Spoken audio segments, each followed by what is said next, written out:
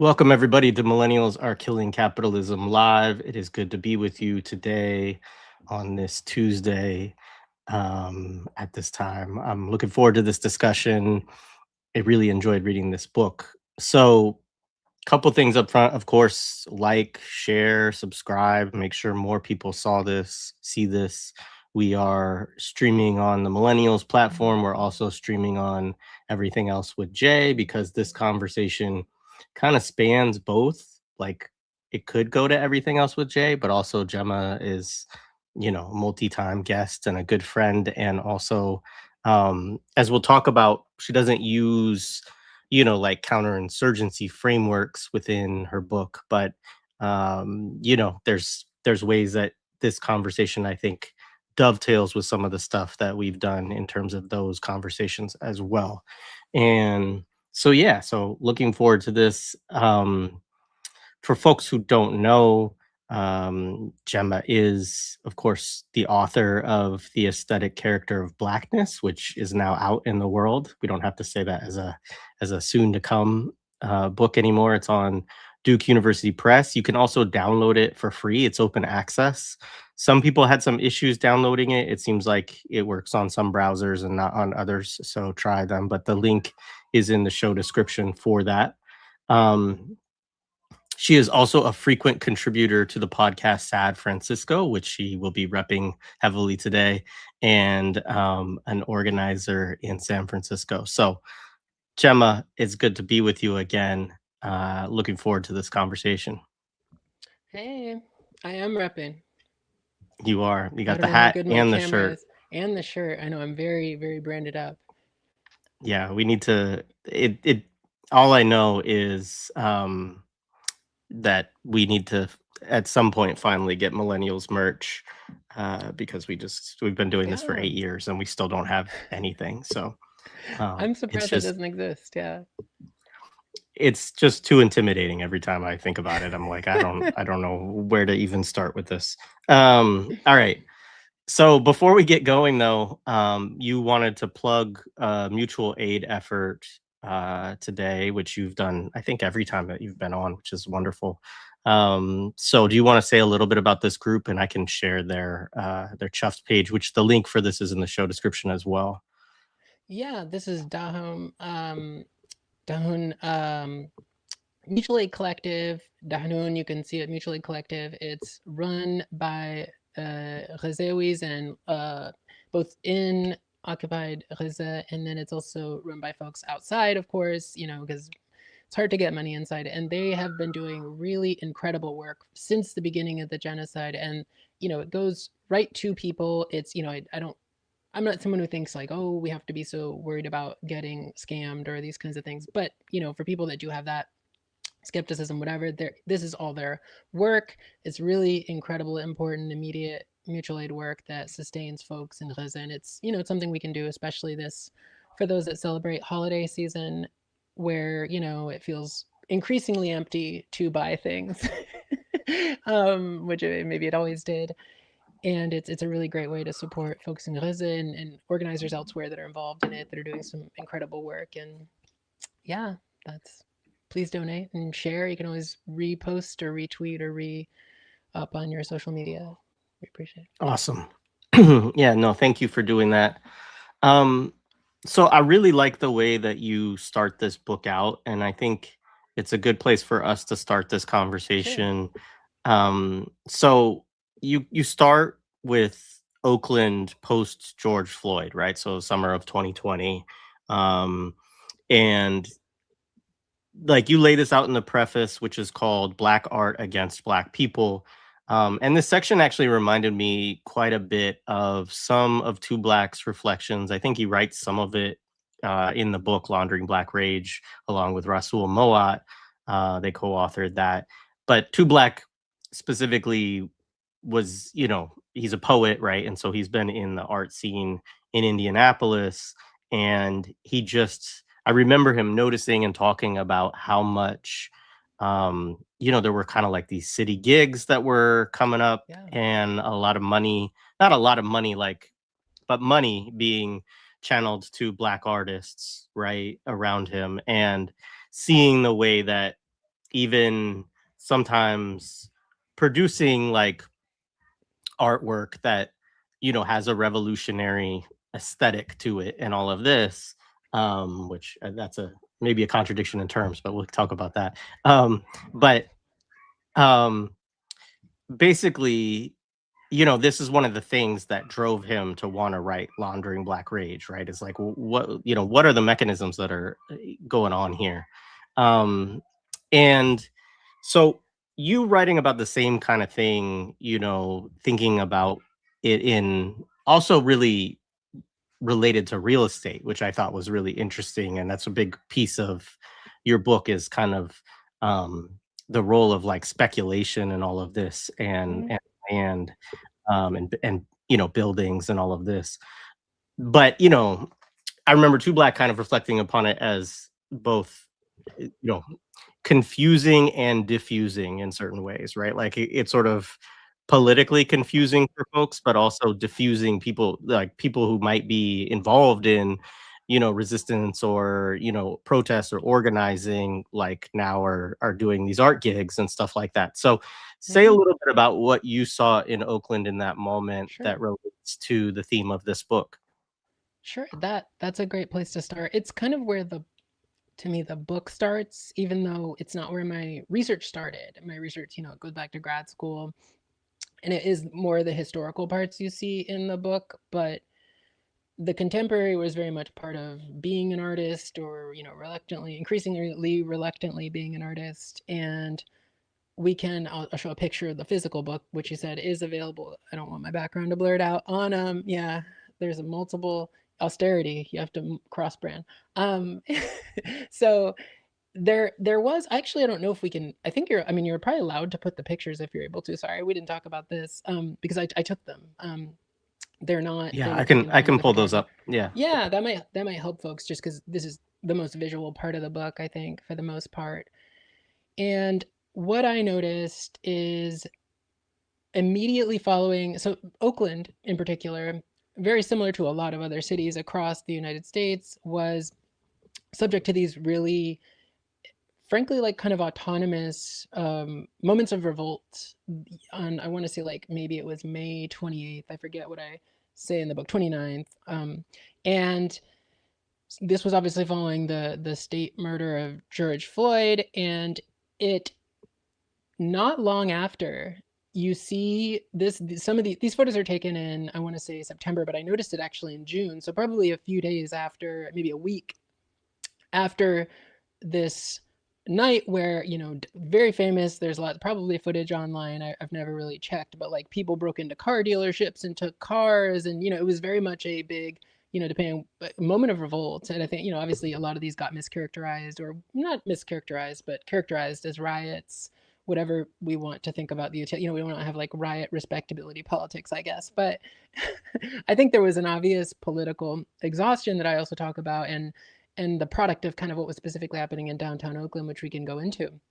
But in June, after this night, which I think, if you're in a city, I'm sure this was true of Philly, that had kind of one of these nights of revolt, or perhaps extended periods of revolt, as is the case with Oakland, it lasted more than a few days.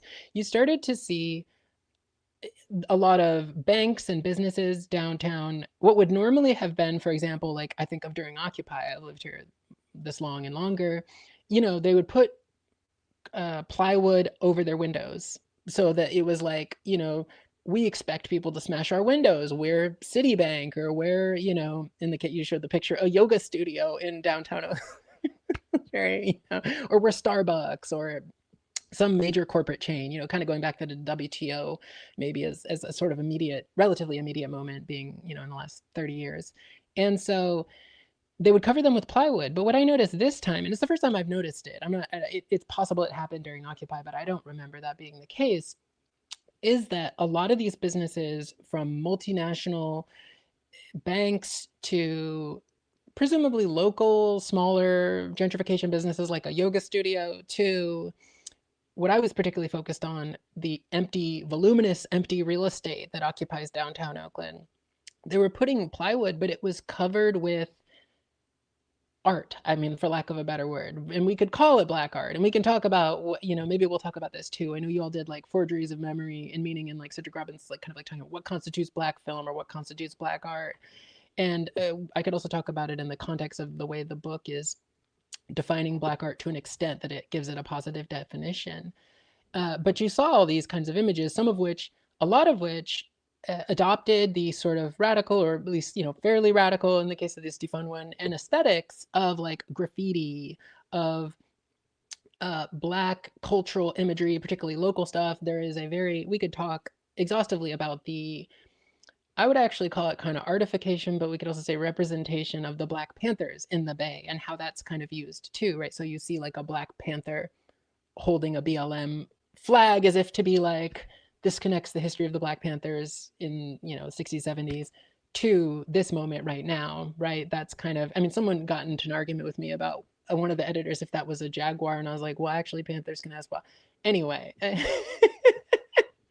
I mean, it would seem kind of random. Yeah, sorry. Go ahead. No, that's true. I remember that. Panthers have spots. They're just, they're hard to see. Yes, exactly.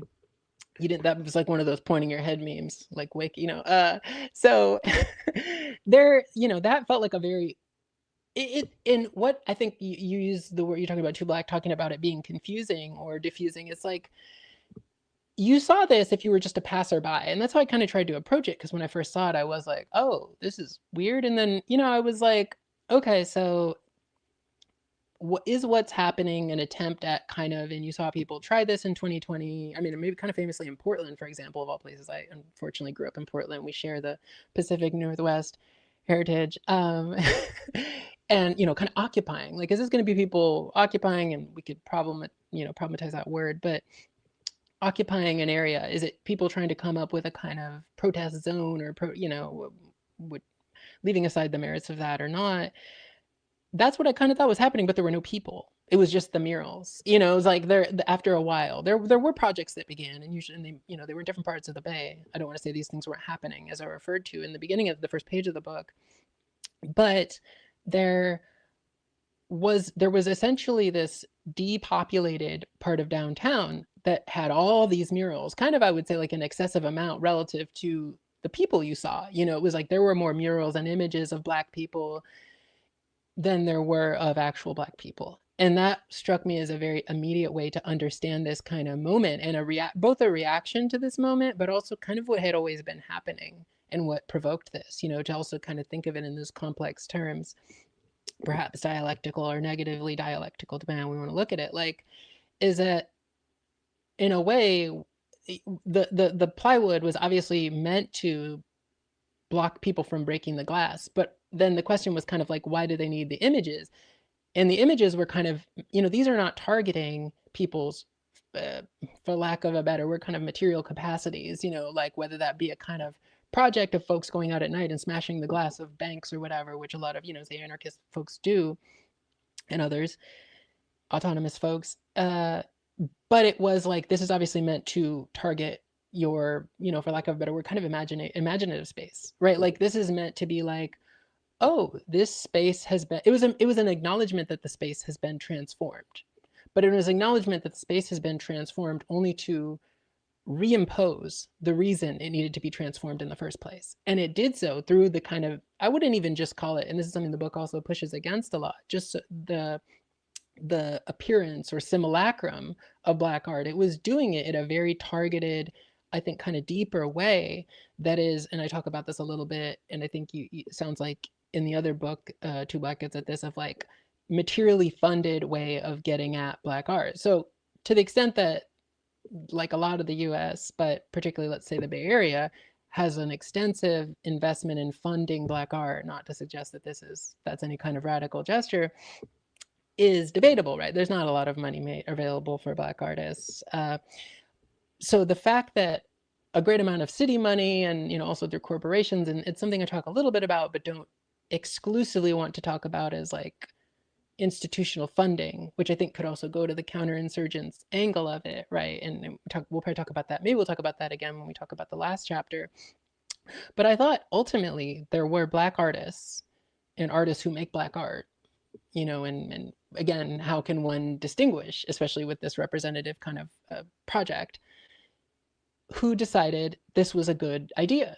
And whether that means it was a good idea, like I'm getting money, I'm, getting a little bit of money, kind of like you just referred to, or they thought, hell yeah, this is in the spirit of this moment of 2020. And it says a lot that there is both this kind of structural problem of, I don't quite frame it this way, but I'll speak in this way just for a moment, using Black art, because I don't think this opposes the essence of what Black art is, but using Black art in a way to neutralize, and you could use the words confuse, delude, water down the kind of projects, and I would say ultimately life of Black people, right? So it is a very overt moment of where Black art is being used to quite literally hold Black people back. Like, before you throw that whatever chair, I was throwing a chair, but like if you throw that rock or that brick, to use the kind of Stonewall chronotrope, think of, wait, you can't throw a brick through a Black Panther. That's our history. That's our lineage. You can't throw. I think the interesting one is you also saw the defund police, which is like very much in a style of graffiti down the street. I don't think this ended up in the book. There was also this luxury condo that had very bespoke graffiti. I don't know if we'll get more of it. Yeah, like, I mean, the We Can't Breathe, that might have been done by a person that night. It's hard to tell, or someone who came by. And it's also that also kind of adds to that confusion argument that I think I kind of embrace in the book, and that I'm like, well, we don't actually need to tease out the entirety of the confusion, because this could have been done that after that night, because obviously the plywood wasn't up the night it happened. I don't think so. But the effect is very similar, that it can be turned into this kind of depopulating project. And that's a good example of graffiti. Yeah. So it was like, what does it mean? And even if that's someone who's a local graffiti artist, it's kind of like, what does it mean that they're like, oh, and there's an acknowledgement in that gesture that this is as far as we can go. We can have a surface to make our representations on. In other words, if we were to go back to the 19th century, and we'll probably talk about this, right, we can see ourselves reflected in the world that is annihilating us. And I think that's what I would define as something like Black art, right? Like, as we can see ourselves reflected. And that goes back a long time to the, I think someone like Adorno would say the reflective conception of an artwork that goes back to the 19th century in Europe. I don't think it's not something Black people don't have, because we have a kind of different, for lack of a better word, sort of cultural origin than non-Black people in the West. It's like we very much see this right there in the kind of material project of luxury real estate development, which preceded the George Floyd night, unquestionably led up to it, right? You have a city that, Oakland and San Francisco, and the Bay in general, that is like antagonizing and attacking Black folks and displacing them, which we should call a form of attack and violence, for the expense of vacant real estate property, which is for the production of real estate values, right? Like, to speculate the land. I don't know if we could talk more about speculation, but maybe kind of briefly before I go on and on and on, is I think we can see the kind of joining point of two forms of speculation, which is the speculation of capital that is in, and I'm sure other people live in other cities, especially like Philly, you see this, I'm sure, and tons of luxury condos. You can see the speculative value or the speculative production of vacant real estate and the speculative imagination of so-called Black art right against that surface, right? One is about protecting that space of value that loses a value to a great extent, especially if it happens more often. People break all the glass. And then you see something that attains its value from producing, for lack of a better word, Black people's reflection in the glass, right? So that was, to me, like a really overt, one could even say material point of overlap, or kind of like a joining point for these two, what people might think of superficially as, or not even superficially, might just think of even historically as opposed projects, right? And that they might go, oh, well, Black art has never been about or centered or caused the extermination of Black life. But I think that is something that made me realize, oh no, that's not actually true. And it's not just this moment, this has happened before. Yeah, we'll get into some of the historical background, because I think it's really it's really interesting. I mean, this is one of the things I really enjoy about the book is that um, I think there was something about that 2020 moment that felt like quite new in some ways in terms of the ways that representations were being, you know, I think it was just the capacity that they had to like have have Amazon Prime send out like solidarity to black people and like, like these kinds of things like SpaghettiOs. yeah. Um but you know, so I think there can be a way like we want to go back and that is something that like Two Black and Rasul Mulat do in their book as well is to like kind of like okay like let's go back and think about this. But they're not doing it so much from art and aesthetic, right? In the same way that you are. Um and we'll go there in a second because I do want to go to kind of Frederick Douglass next. But one of the things that I really appreciated, you kind of, laid it all out there. But in that preface, you're really talking about how, like, one of the things you write is quite deceptively, these murals were not for us; they were against us. They were for the protection of empty buildings that we could never live in. They were banks that flourished from making our communities, homes, and lives unlivable, stores that we, like Banco Brown, could never shop in without being followed, harassed, arrested, murdered. These Black representations expressed an affliction that cohabitated with Oakland's arting.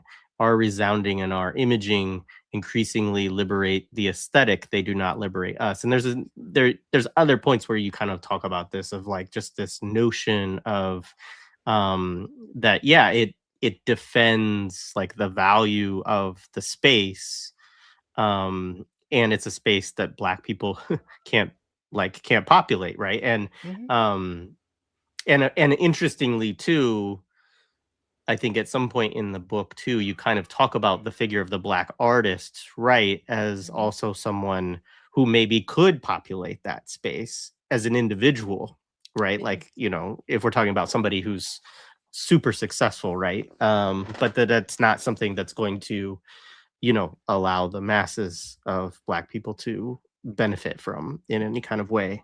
Um, well, let's go back because I really do want to talk about the Frederick Douglass thing. Well, Sure. before we get that, I do have one other question. So Mm. I'm interested in when this project started for you. Like, was it inspired? Like, I know you wrote that preface, but was it Mhm. inspired by that moment, or was it something you were already working on, and it just kind of took another level of analysis as you kind of experienced that moment in Oakland? And I know you also write in the book about being a musician and your experiences with that over time. So I'm just curious, like how much, like when it started, kind of, and like how it refined over time. That's a great question. Yeah. I mean, it was definitely closer to the latter. I had some of the research done about some of this, like the chapter on George W. Johnson. I had some analysis of, which we could also talk about how that relates to Frederick Douglass, maybe too. I had, I think, yeah, I definitely had written a version of the Ma Rainey chapter, which I think you have some questions about later too. And there were probably some version of these before 2020, but the sort of framing, and they all got completely rewritten, I'll say that. But some of the framing really comes from a contemporary, or at the time, contemporary moment of 2020 and kind of after. I mean, in some ways we're still in that moment. Maybe that's also something to discuss is like, are we still in that moment, or how are we still in that moment? So it came from that. And then it also came from a long time before any of that stuff was written in, gosh, I mean, or before grad school, but also especially in grad school, living in San Francisco and trying to be an artist, and specifically a black artist, specifically really being like, claiming that mantle and being like, when, can we develop spaces, collectives of black artists that make black art, which, was never interested in. This is why I also kind of don't do that in the book, a positive definition of the content of the art, but was about black art as a project on some level that was for Black people. And that for is, of course, in some ways also as you read in that line a bit ago, the complexity and point of contestation for the book now. But what I found as a, I'm not gonna say successful, but as a Black artist in the Bay, although to the extent that you could be a successful artist in the Bay, I suppose it's not New York, it's not LA. Usually people who are successful move to those cities, or, maybe Europe, although I don't think that'll happen anymore. Uh, for a lot of reasons.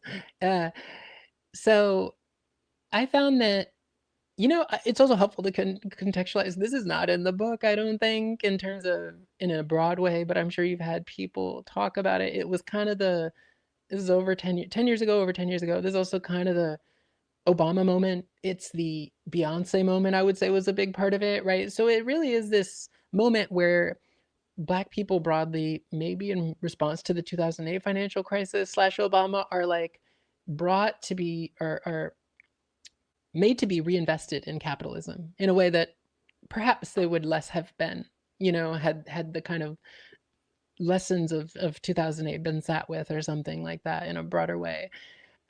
So you see, I saw a lot of people who, I'd approach other Black artists, people I worked with in some cases, or took kind of classes with. I took a lot of classes in different mediums and a lot of music. I did a lot of experimental music and like computer music. Yeah, there's a long history of experimental music in the Bay, and I kind of always wanted to form something like that, like like a collective of Black experimental musicians. But what I found is that there was kind of this very ever-present austerity logic that was kind of framed the opposite, right? Like, so people had this very like, fuck you, pay me, your best revenge is your paper, all these kinds of like sort of sloganized things that people maybe now think of that moment. I think people are, especially younger people, are probably more critical of those. But that was very much the milieu in which I came up as a Black artist. And it was very frustrating to talk to other Black artists who are also Black people and be like, hey, we should do something for this, community that's being displaced. And it was like, well, that's not really, you're not getting paid to do that. And no one is going to see it who's in the art world. You're not going to get any career progress from it. That's okay. If that's the only way you need to make a check, there's I can on some level be like, that's fine. You make art for money. The thing I found frustrating, even more frustrating than that, was Black artists taking gigs for massive corporations, particularly tech corporations, because this is also the, 2010s, 2011, 2012, 2015, etc. The second tech boom, which has been, I think, probably more devastating to the Bay Area than the first tech boom. And a lot of Black artists, a lot of whom were transplants, but some of whom grew up here. There's different kinds of uh, I would say, like, kind of ignorance around tech amongst Black art. I kind of found that to be the case. Some would be people here that had weirdly grown up here and never sort of understood or been exposed to tech. It was kind of just like operated in a different part of the city than them. Maybe the same way like Wall Street would for people in New York. Like, it just they didn't really understand what it was. And then I think there were also a lot of transplants who more insidiously probably were like, oh, I don't care. I'm not going to live here forever. I'm trying to make it. I'm going to move to New York or LA to have an art career. And so they would take any gig, any corporation, any tech company, threw at them, and like, to make murals in the lobby of like Twitter or Instagram or one of these corporations, like massive surveillance corporations that are so, now I think, again, people are more aware of this, that were the reasons we had, more and more Black people being displaced from the Bay Area, not just San Francisco, but, particularly San Francisco, but also Oakland. I mean, Oakland experienced, I think, way more than the first dot-com boom, a really dramatic force of displacement and gentrification and financialization, all these things that really destroyed a lot more Black life. And I kind of allude to that in the beginning of the book. And so it was also funny. I've always lived in San Francisco. I've never lived in Oakland, but I would have to come at other Black artists who lived in Oakland for doing this. And I was like, you can hate, because a lot of their complaints would be like, there's no Black people in San Francisco. And I was like, well, what do you think that is? I mean, not that there are none. I mean, I would push against that, but I get it. There's a lot less. And that happened in the 90s under Willie Brown and under the first dot-com boom. So like, I would say that to them, like, you doing a mural for Uber or whatever, one of those companies, you're helping turn Oakland, which you view as this kind of Black cultural mecca that made you move here and gentrify it from whatever, college, Wesleyan, or I don't know where, whatever. you're taking part in the very kind of thing you're criticizing. But I think because there was this kind of, to pick on the murals earlier, this kind of memorialized version of Blackness in Oakland, particularly in the Black Panthers, but also that kind of, and maybe we'll talk about it in the end when we talk about the last chapter, kind of the Afrocentric moment, which I think of as totally counterinsurgent, if you want to use the word counterinsurgency, and cultural nationalist moment, which I think is also a big point of criticism. We can talk about that when we talk about Baraka. Because there was that kind of long enduring history, people didn't really think other Black people didn't. It was almost like they didn't think there were still Black people. It kind of felt like there is Black art, there are not Black people. In other words, I'm accountable to a kind of Black art, perpetuating it as a Black artist, but I'm not really accountable to the Black people who live here. And I was like, no, this is what's happening to the Black people. They're getting priced out of apartments so landlords can put people from Twitter in there who pay 3 times the rent or whatever. And no one, and so that created a lot of the context that we started this with 2020. It was like, of course, a lot of people were fucking pissed that this, all these mega corporations, including, of course, banks and all the usual suspects, were used to turn Oakland into a real estate project, a get-rich-quick scheme, a place totally significantly more depopulated of Black folks. And I think Black artists played a role in that, in at least those 2 ways. One, that they didn't really want to do anything to fight gentrification directly. And I have a friend who lived here in the 90s and got into fights with people around that with San Francisco. And they didn't want to do anything to stop it. But the fact that they also want to do stuff to aid it is where I really was like, this is where it's, so I was very disillusioned with that. And eventually it just was not possible to form a Black arts collective. I realized that kind of had those politics that were actually a little more in line with a lot of the more radical Black arts organizations in the 60s. So that's how it kind of came out of that. And yeah, I could talk about, there's a lot of citation or paraphrasing of the kinds of excuses and this idea, which I think is maybe still exists, of being paid in exposure. And a lot of Black artists were like, oh, Twitter's not going to pay me much, or this company, this startup, for example, which is also part of gentrification, is not going to pay me much, but they're paying me an exposure. They're going to, put me on their website, or I'll be able to perform in front of these people, or networking. It's a good networking opportunity. And it's like, fuck your networking. It's not more important. But it says a lot that was more important to them than a kind of mythic Black people that I guess don't exist in them, ironically, in their very espousal of a kind of populated Black art, sometimes visually, sometimes representationally, art that, represented Black people. So that's kind of where it came from in a very basic way. And the more esoteric ideas around Blackness and things started to cohere around that very real experience, if you like, for that, kind of regardless of the content of a lot of this art, this was happening across that the form. Oh, that's really interesting. So let's see. So let's go back. Let's talk about Frederick Douglass, Okay. who's interesting, like, because I had never thought of Frederick Douglass as an artist, right? For one thing, or musician, right? Because you're talking in specific to him related to music too, and there's a lot of reasons it's interesting. I mean, for one reason, yeah, obviously you're going way back. So it's not like a kind of, okay, let's trace the lineage of this from, through the 20th century or through the, you do get to you do look at, in particular, the Harlem Renaissance and the Black arts movement, which we'll get to later on, as well as some other, kind of in between moments. But, here you're really grappling with, we have to deal with slavery. We have to deal with, manumission, which I like that you use that term as opposed to, abolition, right? And the development of early commercial spaces for Black artists and musicians, right? And this coming, of course, on the heels of like white minstrelsy, right, to a degree as well, or actually, kind of going on in the same eras in certain ways. And it takes us out of the question of kind of like, which I've asked this question before of folks, and it's not a very good question, of like, why don't we have good protest songs anymore, right? Like, or what, or like what happened to us, right? Like, why can't we produce Curtis Mayfields today, right? Like these Mm. sort of questions, right? And I think, when I've asked those questions, people often give me the kind of like, well, the movements and the politics and the organizations that exist in an era, like they produce the Curtis Mayfields, right? So it's like it's the struggles and it's the material Mm-hmm. conditions and it's the discussions that are going on at the time, right, that produce something like that. And I think that is interesting, and I think there's something to that as well.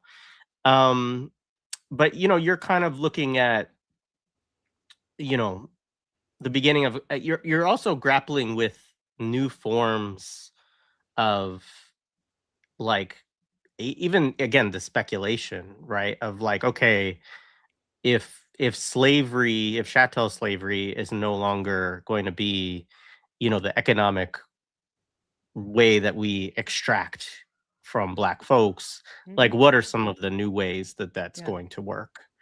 um so yeah, let's start with Douglas. And I'm just interested in you talking kind of about what first, like what you're talking about with Douglas, so people know the context of, what Sure. among Douglas's work you're referencing, but some of those dynamics that you're looking at in that very early period. Yeah, so it's also helpful too in light of your earlier question is like how the book started. And so I actually in grad school was looking at a lot of the origins of the beginning of the recording of black music and black people. And again, there can be argued to be a kind of split between those, but also a lot of points of overlap. And so Frederick Douglass, it as I kind of became more invested in like, okay, looking purely at in simple terms, kind of like the first records, if you will, the wax cylinders, which is what I talk about in the next chapter, of black musicians or singers or different kinds of performers. I was like, well, what about before that? Like what occasions recording? And of course, I had kind of the historical genealogy of like the phonograph, and you can look at similar technologies and I talk about that a little bit. But then I also thought kind of like, well, what about black music then? Is it just the case that black music incidentally gets caught up in the phonograph? And it's, that would be one argument that people kind of make when they're like, oh, a technology is neutral. It's just what people do with it or what people, let's say, capture in the case of that. But the more I looked into the early writings on black music, which I think there is a book, I'm forgetting the name of it, by John Cruz that I cite a couple times that talks about it as beginning in Frederick Douglass's writing. And that really, for the most part, in the US, but this kind of branches out to the broader, slave owning and to some manumitted world, because we could say like Britain, and countries that manumitted their slaves a bit earlier. Uh, but you have a question later about Brazil too, which obviously, in manumits, and I don't want to say I'm not a scholar of Brazilian slavery, so I can talk about it a little bit, but it manumits much later than the U.S. or somewhat later. So Frederick Douglass was for me interesting because he's such a seminal figure in how black music becomes a cultural object, how it becomes black music, honestly. Because, before that, to a greater degree, particularly from the perspective of white people, and you could even in a lot of cases say the black bourgeoisie, which did exist, right? Even go back to the 18th century, black the primary musical representation of black folks you saw, or the kind of two predominant ones, one was the broadly dehumanizing structure of the minstrel stage, right, which again was white artists in blackface, which was something people knew. A lot of the posters, and I think I put one in here, there's a bunch in books like Eric Lott's Love and Theft has this poster, there's a bunch of other, where it shows the white artists and then it shows their black personas, right? So you get this, eh, as a person in the 19th century going to one of these shows, let's say the early 19th century,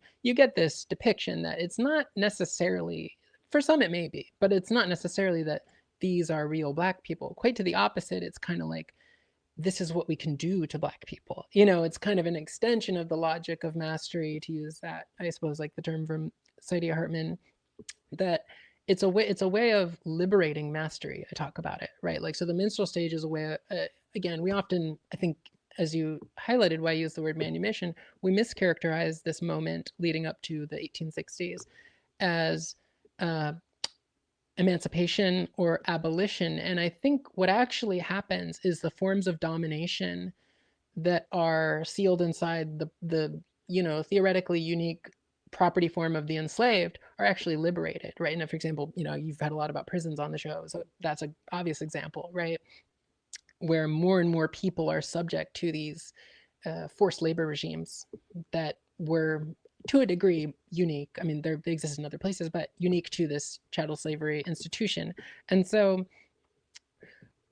that, I think that the kind of liberation of mastery, again, imaginatively so, of the minstrel stage, where white people who are, more because you could kind of say like sort of middle class. There are some there are a lot of working class white people for sure, especially as it goes on, who can attend the minstrel stage, but who could themselves never own slaves, right? Never afford to own slaves, can partake in this kind of, and someone like Saidiya Hartman talks about this in Scenes of Subjection, I think, can take part in this kind of not just effective, but kind of, as I talk about it aesthetically, imaginative reproduction of mastery. And so the question from the minstrel stage is kind of also like, well, if there is this imaginative reproduction going on, what is it producing?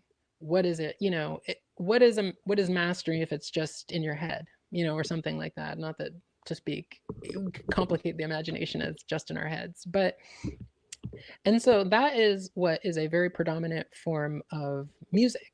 And, is it Black music? Technically, no. A lot of the, instrumentation and things are taken from, Irish folk musics and other sort of European folk musics. It does use things like the banjo and instruments that have their origins in Africa and with African, enslaved African folks in the New World. But it's very clearly the other side of it you have is the burgeoning abolitionist perspective, which is, to the extent that it's looking at sound, is looking at the sounds of the enslaved, right? And it's mostly looking at them as, right, so the minstrel stage the argument was, oh, Black people are happy being under our governance. And I mean, the word governance is very important there, which again goes to the, already kind of flagging the question, what does this imaginative product produce? It produces a form of governance, whether that's the governance of the self, which I think someone like Saidiya Hartman talks about. So this was the kind of argument, if you will, of the minstrel stage, that Black people are actually happy. If they're not happy, kind of like a horse pulling a cart, they're better off, or a dog with a master, they're better off under this kind of governance and labor regime that is plantation slavery. A lot of the abolitionists, of course, which is, an increasingly bigger group, but starts out as a smaller group, are hearing the sounds of the enslaved, it's a similar reservoir to what minstrelsy claims to be emerging from, right? It's, it's white people being like, I heard them do this. I heard Black people did this. I saw a Black person perform, and this is what they performed like, this is what they looked like or sounded like to me. Abolitionists countered that. It was a direct response. A lot of abolitionism at a sonic level, if you will, was a direct response to minstrelsy, right? So it was like, no, what you're hearing as happy, fanciful dancing is actually the groans of suffering and the plight of Black people. And you'll have people like Douglass say this, but before him there are some white abolitionists who will say things like this, like, in the sorrows of the enslaved we hear a nascent humanity, bubbling, that is yearning to get free. Which, right there again, this is probably more what I talk about in the book, but I do talk a lot about the minstrel stage too, because it's impossible not to talk about them as co-constitutive, is also part of my point. You have this kind of framing of a teleology, a goal, a trajectory for the enslaved that almost, in a kind of, this is where the kinds of political projects, there's a lot of fear on certainly the anti-abolitionist side, but also on the abolitionist side, that if we do let these people go, they're going to kill us. It's very similar arguments people make now with like land back and, prison abolition. They're like, oh, which is obviously a confession of the colonizer being like, well, I did this to you, so of course you do it. Regardless of what, there's a lot of, Cedric Robinson writes about that kind of in Black Marxism, right? A lot in that one chapter, a couple chapters. So there is this profound anxiety, even amongst the kind of good white people, that if we do liberate these people in a very 18th century way, who's going to refine them into humanity so that they don't kill us, commit crimes, I mean, sexually assault, there's a lot of the same kind of paranoias that you see 100 years later in like Birth of a Nation. I mean, it's like a lot of abolitionist people, even if they could see that slavery was wrong, didn't necessarily think, oh, these people wouldn't do that, like these kinds of, fantastic racial fantasies of violence that are more accurate, of course, to what white people were doing to the enslaved black people than what black people did when they did get free, or even, so there, that a lot of that context is where I situate Frederick Douglass. And Frederick Douglass was an immediate kind of translator of that so-called slave humanity through music, and he was like, these are the kinds of, very in line with the abolitionist movement, right? These are the kinds of sounds I hear in these are what I remember from the slave community. And the power he has, of course, or perhaps people, there's obvious to people that say white abolitionists don't, who are writing around the same time, is that he was a slave, right? He comes from this context where he's like, I was in the slave community, to use Angela Davis's term. I was in the circle. I was around the ring shout. I was, all these kinds of things. And I'm the kind of unique translator, and I would even say like representer, to use that, kind of like of these sounds that are here to, like before this point, looked at as, to use like aesthetic language, looked at as ugly, right? These are only sounds that signify abject pain and torture and hatred. So there is no, the question for like something like the abolitionist movement becomes eventually, and of course, the point of manumission is like, well, okay, we understand the negative capacity of slavery, negative speaking, yeah, like in terms of how it negates humanity. We understand the groans. What's the positive that's going to be extracted from that? Like, are we just letting people out, so to speak, that have been totally unrefined, to use again an aesthetic term, by this brutal system? Which, and we could also talk about that too, maybe, I think, because you have the question later about Brazil. These are people that, as far as we understand it, have not produced culture. We don't understand it at the time that slaves have produced culture. So they don't have, again, to speak in kind of an 18th century conception of it, but I don't think this ever changes, to be honest. They have not produced the kinds of refining, self-regulating practices that culture serves as. And the reason I would say that is because this is the way Europeans look at music for themselves, and looking at the Enlightenment. It's like art does this. It involves this sort of self-regulation, as well as this sort of prowess for the production of a self that can govern themselves. So there's an immediate aspect to the abolitionist movement where, at the very least, it has a productive capacity that it instills in the enslaved for when they get free. Don't worry, they will produce this kind of sound, for lack of it. And it's not just sound, but they will produce this kind of sound. Whether we're calling it a music knot is contested, but they will produce this kind of sound that suggests a humanity in a very kind of developmental ethos to us, meaning they are the child race, as Du Bois, kind of uses that framework, as a lot of people do in the 19th century. They will eventually get to where we are, but this is what they're producing, right? So to the question about speculation, this is a kind of speculative power that white folks, and again, you can look at Douglass as a black person who eventually becomes part of the bourgeoisie, or the owning class. I mean, he owns quite a bit of property, especially his family, which we could even do. Who one of his sons was the first black violinist to be recorded, and kind of very seminal in starting music, or grandson, excuse me, in starting sort of black musical institutions in the late 19th, early 20th century. But he's sort of the first bearer of these sounds as a site of the production of something like black humanity after slavery, right? And I'm putting that, sorry, I realize not everyone's watching this. I'm putting air quotes around that. So it's a way to find, and what kind of aesthetics in particular, what they give this moment, right, is that they suggest a form of self-regulation. And not just self-regulation. So self-regulation will be produced. These people will produce a kind of self-regulation that we'll eventually see in forms of music, but they'll also produce something for us, right, there's also something, which is the obvious thing that's going on the whole time with any of these people listening to music, whether they're abolitionists or anti-abolitionists, right, is this kind of need for a cultural product, which I think this is the era, especially by the time we get to the late 19th century, the era of cultural products that will have a kind of, again, sort of speculative value that we don't have in this moment of uncertainty. Like, and again, as you think of the way that capitalism's prowess exists in the ability to produce a speculative future, right? Like, it's all about the future. So that's very much like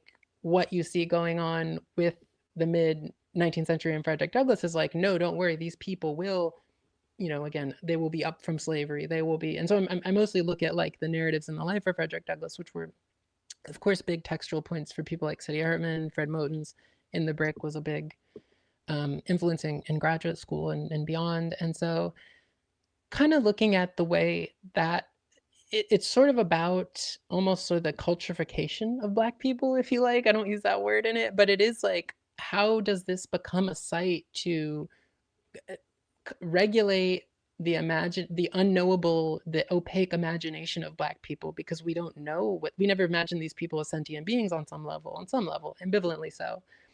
So how do we ensure a kind of arresting of that imagination, self-arresting, that they won't kill us, et cetera, all these other things. They won't form alternatives to this system we've invented for them, et cetera. And then how do we engender some, if not industry, I don't think Black music is not quite looked at as an industry yet, and I much more have to go into the late 19th, early 20th century for that, which I talk about. But how do we develop some kind of regime with a product that these people can produce? And I don't want to discount like the obvious examples of prisons and other things, and that a lot of people did the same material labor, sharecropping, things like that. But one that's less talked about in that trajectory is this kind of imaginative product that is Black music and Black art, which is where Black art comes from, I think, in my treatment of it. So I don't know if that necessarily answered you about Douglass, but we could talk more about No, it. it's great. I mean, I think one of the things that it makes me think about too is like, if you study like, Stuckey and like, work around like the ring shouts and like all of the, there was a lot of fear among Europeans about all the things that, especially after Nat Turner, after Denmark Vesey, about what was being planned, right? And what was being communicated and discussed in these spaces that Europeans didn't understand at all, right? Like they didn't understand the language often, or what was being communicated, right? That to then channel all of that, which, to use one of your terms, like inscrutable, right? Is that what the like Yeah. where they really don't know what's going on, what it means, but it concerns them. And I think Du Bois also talks in Philly about like all of the work that was done too to police just Black people being together in spaces, like in public, right? Yeah. Um and it's interesting to think about this going on simultaneously with that, like of like, okay, well, we have all these concerns about sort of what we're doing in all of these spaces that we don't actually understand. I mean, as you said, like there was all this work among even the abolitionists, but also funded by, big capitalists in terms of like creating, these like early social work, and manuals and stuff of like how to be this teaching Yeah. self-regulating individual, Yeah. crap, so that people could do labor in a setting where there wasn't somebody with a whip and a gun, right? Yeah. Um, and simultaneously to all of that, you have musical forms being, put forward by the abolitionists, people like Douglas participating in it, and you know let's work these songs into English, let's give them certain message. Again, this demonstration. I mean, this is one of the things that stuck out to me in those early chapters is like, um, the music sort of demonstrating the humanity, right? Or Yeah. and meaning that in a very like European humanistic, kind of frame, of what we would mean by that. Go ahead. Yeah, no, I was gonna say there's this very interesting moment if you look in across kind of pulling musical figures out of narrative in the life of Frederick Douglass, where he talks about, right, the sound of the whip.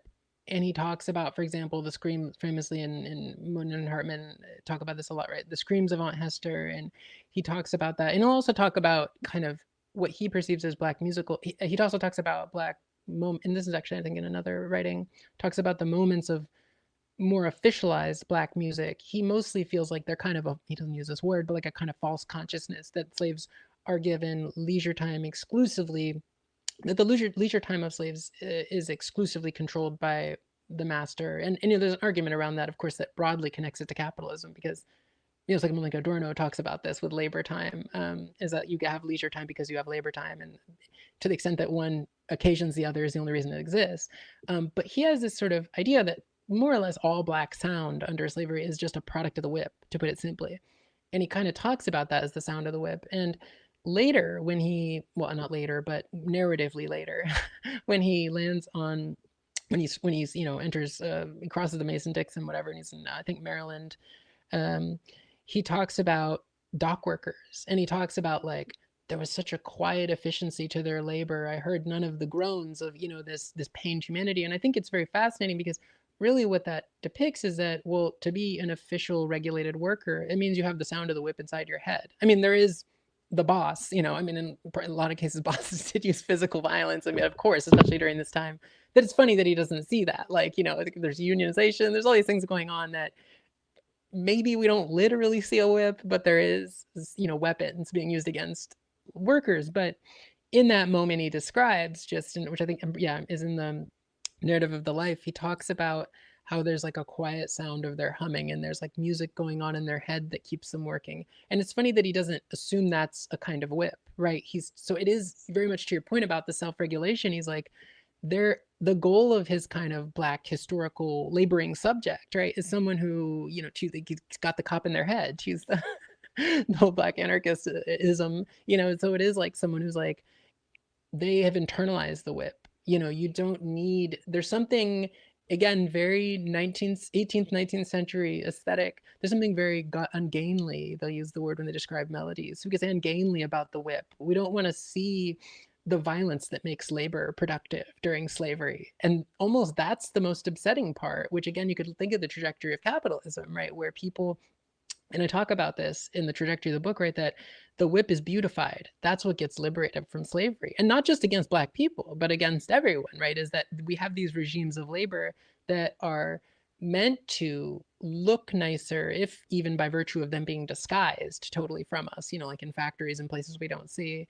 that essentially make the sound of the whip less unpleasant, like, or inaudible to us, we could say, especially when we talk about the traversal of distance, which is very central to his own journey. But it's so fascinating because he doesn't see like dock workers as being dehumanized, and you're kind of like, well, why wouldn't you think, anyway. So there is, to your point, there is very much an ethos in him of a kind of self-regulation. And the reason to your earlier question, why I talk about him as the first Black artist, is because he is about beautifying the world after slavery. I mean, that's my sense, is like, I think that is one of those moments where you see that, as opposed to being like, well, Black slavery is brutal, but what Black people get free, like, this shit's terrible too. Like, wage labor is terrible and oppressive too, right? There's not really that kind of, at least at this moment, critique of racial capitalism, right? It's very much just like, this is a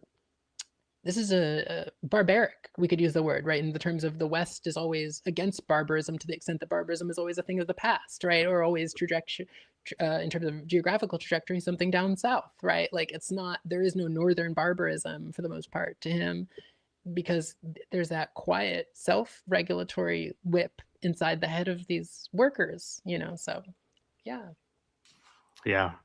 So I found this section on A. Simpson. I don't know what his actual first name is, but he's a he's a ethnographer or Yeah. ish, right? And he, as you mentioned, he goes to Brazil. This is the Brazil section, and he's like documenting the African capacity for music. And I found it really interesting, I guess, in part because there's always this, kind of saying or, you know, this feeling that black people have an innate capacity for Hmm. music, right? Like you hear this all the time, right? Like black babies are born with rhythm, like this kind of, thing. And i- what his thing is like sort of like, well, I'll let you say it, but like just talk about this, like what he does, what he goes, why he's doing it, and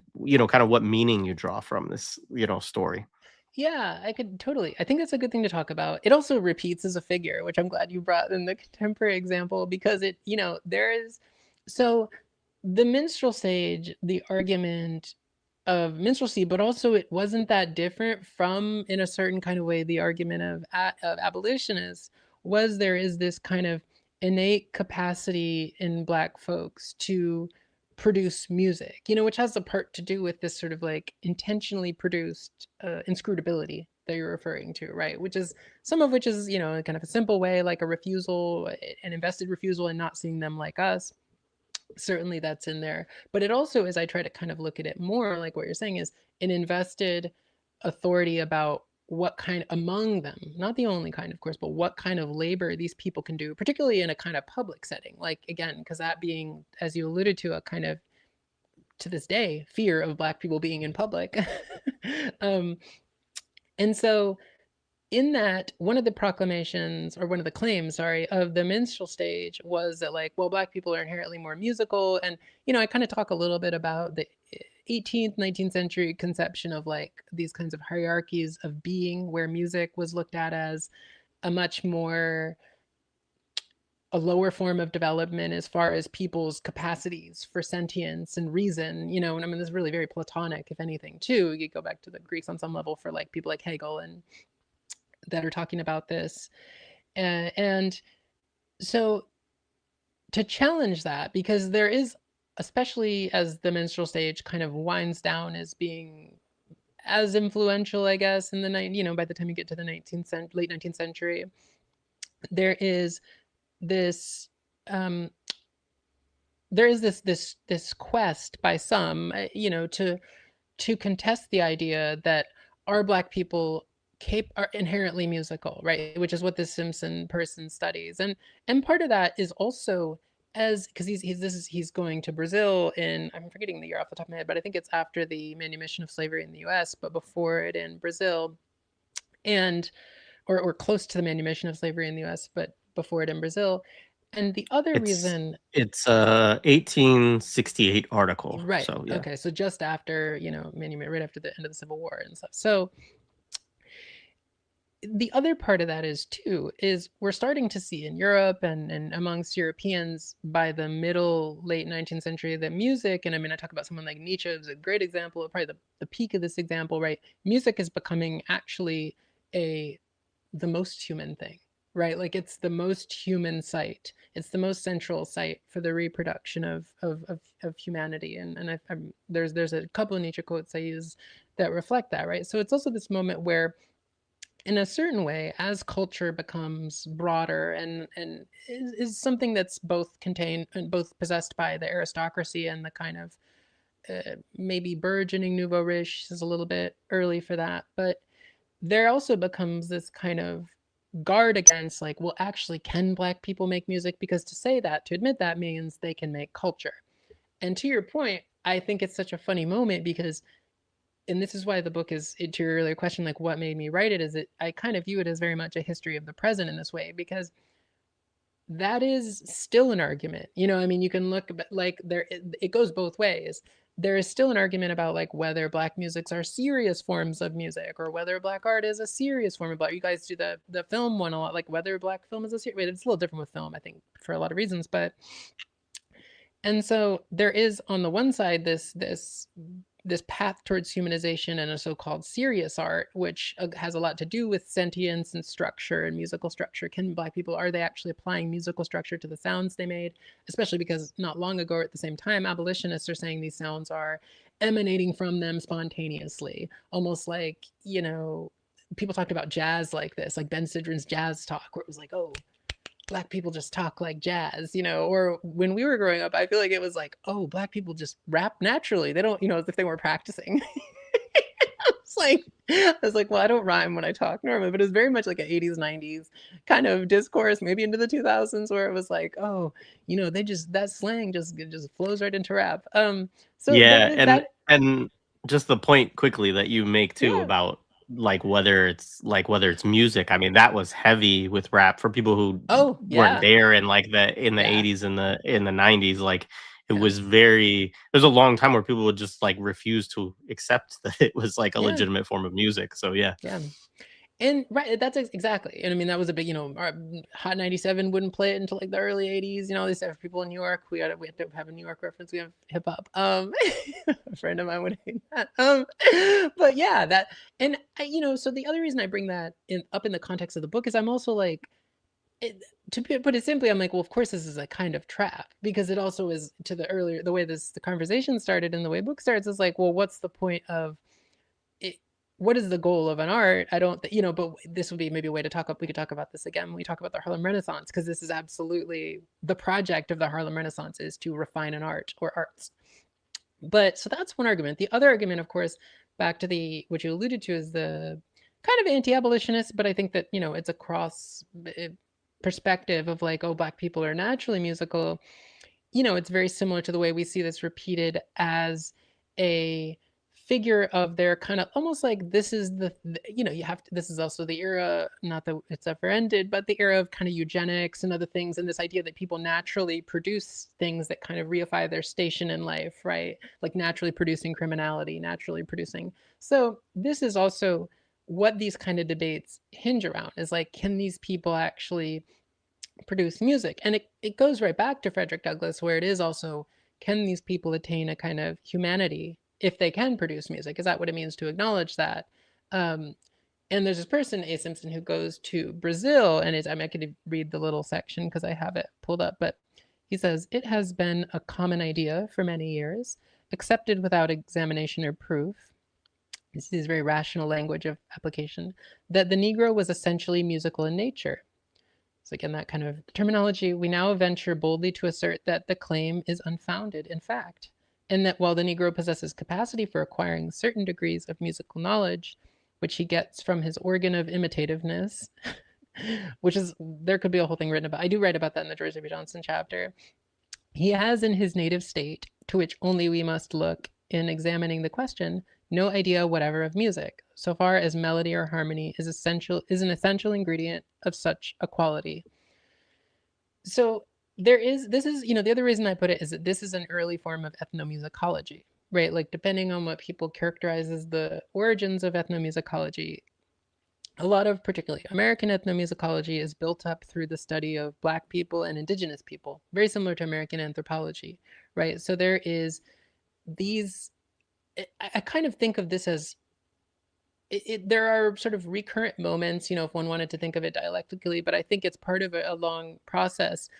Because what I was going to say earlier is that, like, you think of us Black people, and I think people think of us as extremely cultureful, right? But that was not a, like, we exude culture at all times. I mean, I think that is entirely the way this sort of spectacularized contemporary notion of Black people, that probably doesn't start to exist until the 50s or so, maybe the 40s and 50s, academically, with, you know, Herskowitz's work, where he, you know, there's, of course, that also that argument, which I actually should mention this too, whether Black people retained any culture, right, from the slave trade, from the Middle Passage, from the plantation, right? Because it was like, this was such a violent endeavor. They may have, again, it's this very developmental ethos, developed in terms of development, and it's all its kind of common Enlightenment and economistic thinking, right? Like, oh, well, they might have humanity.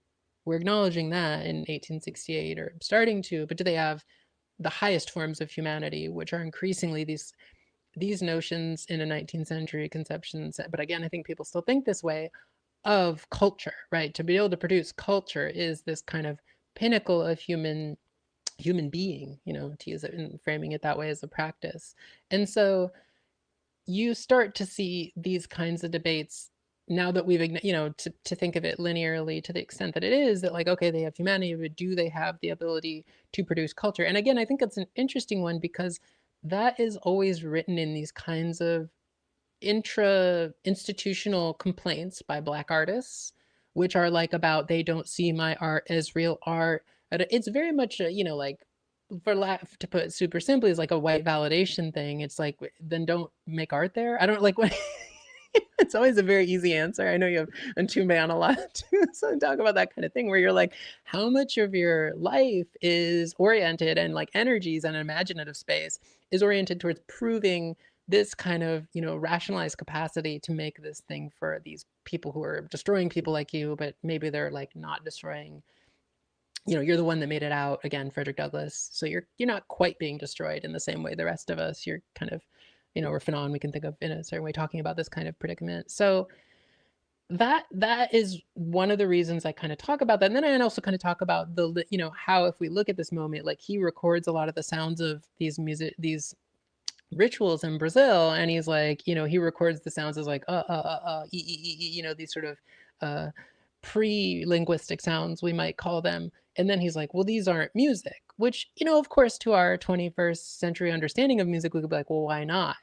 But it has to do with the fact that, again, to kind of look at that trajectory of the aesthetic, right, and this deeply informs something like the Harlem Renaissance that is comes much later, there always has to be this kind of project of regulation and refinement within the musical, right? So like there actually is something very terrifying about kind of unregulated public sound, right? In a way that you go back to the beginning of the book, right? And so it also is one of these moments in it, it's when you start to see a thing that I think goes on even to when we were growing up, but also exists, throughout the 20th century, of this kind of, again, and it's also found in Douglass, is this kind of, Daphne Brooks, I think, uses the term looking glass, right? Where it's like about putting it's like about kind of turning Black people into, or finding a version of a kind of looking glass for them. Like, how do we actively construct a kind of interiority of Black people? Because there's kind of interiority that needs to be, seized upon by the, kind of like a certain form of racial capitalist production in order to do a kind of work to turn that interiority into a productive space, right? Which is, down, not rioting, among other things, not coming and killing us. And so that's very much where this debate around music becomes staked out in this. Yeah. Yeah, which I think is such a, I mean, I don't know. I hope people are very conscious of all the ways, especially if you watch our channel, and of all the effort that goes into trying to shape our interiorities, right? Mhm. But you can understand that, I think, thinking about slave society, right? Who that has just manumitted. And somebody asked a question of like, why use that term and not abolition? I mean, it's not something that I'm super invested in actually that deeply one way or another. I mean, manumission is actually the process for an individual person basically to move Mhm. from slavery to emancipated, um, an abolition would be like the bigger, process. Partly why I like manumission is I think it's more. Maybe it's actually not a fair thing, but I think, nowadays, and probably even in that moment too, for a lot of people, like, abolition can call to mind like a huge transition. And I mean, sure, it was a Mhm. big transition, but, um, you know, I think that there's all the ways that like your work, Saidiya Hartman's work, etc., like show, that, actually what happened was like not, you know, it was on a big scale, but the outcome of it is rather underwhelming if you're thinking Mhm. about freedom or liberation, right? Like, I guess that's what I would say. Yeah. And so to some extent, manumission sounds like more of the bureaucratic, kind of reconfiguring of things, Yeah. to me than something like abolition does. But yeah, I don't know if you have any thoughts on that. Yeah, for sure. And I think that was very well said. I agree with all that. And I think also like, and the term I use a lot in the book is the term slave society, which is from, I don't know if I'm pronouncing the right name right, but Gira Binder, I think is a legal scholar from the essay written some time ago. It's and they talk about this idea that they also use the framework of manumission and are kind of like, well, an obvious point that I think anyone listening to this is going to agree with is like, well, they didn't abolish the racist society that made slavery, that enslaved people.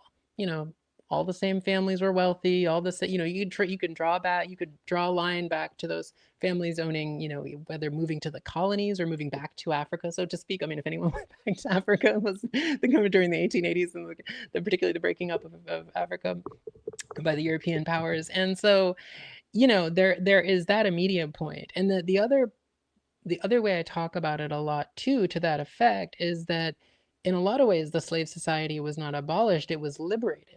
It was liberated through that moment of emancipation. That's all that was liberated.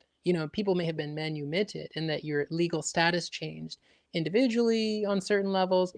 Of course, there's also the very vital history to get into that I allude to, especially when we talk about the blues a little bit, of like convict leasing and prisons. And Du Bois talks about this in Black Reconstruction, like, of things that were slavery by another name, or worse. Like, I mean, in some cases you could argue worse, especially because they didn't have the kinds of, they were invisibilized in a way to a lot of greater extent, and they kind of involved, I mean, I would say also worse in that they also had a broader surveillance net around them. Things like the black codes that were instituted in the U.S. During Reconstruction and after, that are basically our policing today. So like, the manumission is a way to talk about which of course you alluded to, the sort of reformative gesture, or the reform gesture that was that moment, which was not a gesture. It was not, it's the phenomenon like, decolonization cannot be decided over the negotiating table, or whatever, the kind of, and that's like, it feels sort of obvious when you think about the US that way, as opposed to thinking about it as exceptional from colonial context. But like, yeah, what was, Lincoln was assigned something and everything was better, or not that I know that's not in the question, but I think it's really important we press against that, because there's still a lot of people that have either a common or even very deep understanding that that might be what happened. And so in the book I talk a lot about structures of oppression during slavery as being liberated, and not the enslaved, right? And that what is liberated, again, in the tradition of liberalism, which we live in a liberal fascist society, to the extent there's a difference between those two things, is the liberation of these kinds of mechanisms of regulation and governance. And so that's also, to our earlier conversations, that's something I look a lot at, rather than being like, and again, you could look at the way people like Sylvia Wynter, or a lot of the sort of critiques of humanism through Blackness have gone, is also pointing to the way that humanity and humanism in a ways were like another kind of capture that was awaiting, if not kind of working through Black folks when they got manumitted. And again, I think if you think of one of the reasons I talk about Douglass, but also one of the reasons I talk about this first Black recording artist, George W. Johnson, is that there's a lot of that kind of gets heaped onto him around criminalization, self-regulation. And so that kind of becomes, obviously someone like Sadie Hartman's written about this a lot, that becomes kind of the new mode of management of Black life, that's not limited to the relatively limited to the exclusive governance of the plantation, but in a way, it's actually a bigger responsibility of the world to police Black people, than, because they don't got a master. Like, it's not like a dog running away, where it's like, whose dog is it? It's not that kind of society as much anymore. It's much more like, again, the liberation of mastery that goes back to the minstrel stage is like, oh, we all get to take part in some version of this. It's the same way personal property is invented during this time. I talk a lot about property, which there was a lot more in it, but they made me take it out. It went a lot different. I teach classes on property and things like that too. So there's a lot about the relationship to property that, again, gets reformed. It doesn't get abolished. We don't experience after slavery the collectivization of the means of production, anything like that. And to the extent that Black people try to make those kinds of things, they're usually destroyed. But yeah, so No, appreciate that. Yeah, somebody in the chat, a couple people in the chat were talking about Haiti or IT as a counter example, right? Of yeah, it's not a manumission, right? Because it's actually one, right? And I think yeah, that's um, although I mean certainly Black folks' role in the Civil War, right, is definitely decisive in that regard too. Um, so let's talk about the Harlem Renaissance. And I know I'm skipping over. I have to pick my spots because there's like a sure, lot in this book that we could go into. Um, but you write, I theorize what many Black music scholars are uneasy about considering how Black music has justified us from without and from within to the imagination of the slave society and to our imaginative practices with each other, end quote. And so, um, yeah, I mean, this whole section on the Harlem Renaissance is really interesting. I loved that quote. Obviously, it's something you've already talked about to some degree already. But maybe you could talk a little bit about that and some of the, you know, the the work going on in the Harlem Renaissance. I know we're going to talk about Ma Rainey as a counterexample later, but folks like Alain Locke and others that you're looking at there. yeah. No, it's a great question. I mean, I think that that is something that still exists. Like it's a, there is this. I use this very famous quote from Nietzsche that is, he says, quote, this is from The Birth of Tragedy, I think. He says, "We have our highest dignity in our significance as works of art, for it is only as an aesthetic phenomenon that existence in the world are eternally justified." And I kind of wanted, I thought that like to him, that's a provocation, make art, the kind of, to the extent that people would, Dionysian kind of like the bacchanalic sort of like make art, people reclaim that kind of energy in like maybe the 60s too. But I kind of look at it as a doomed sentence, that like it's a problem, right? Like this is a kind of a different form of bondage, right? That I kind of like I alluded to earlier with Frederick Douglass, that like you people must continually justify yourselves through your as to use a term from Nietzsche, representing beings. Like you have the capacity to represent. I mean, and I think that's unmistakably, if we were to jump now, we'll go to the Harlem Renaissance because I think this is also kind of where it comes from in a way that's more codified.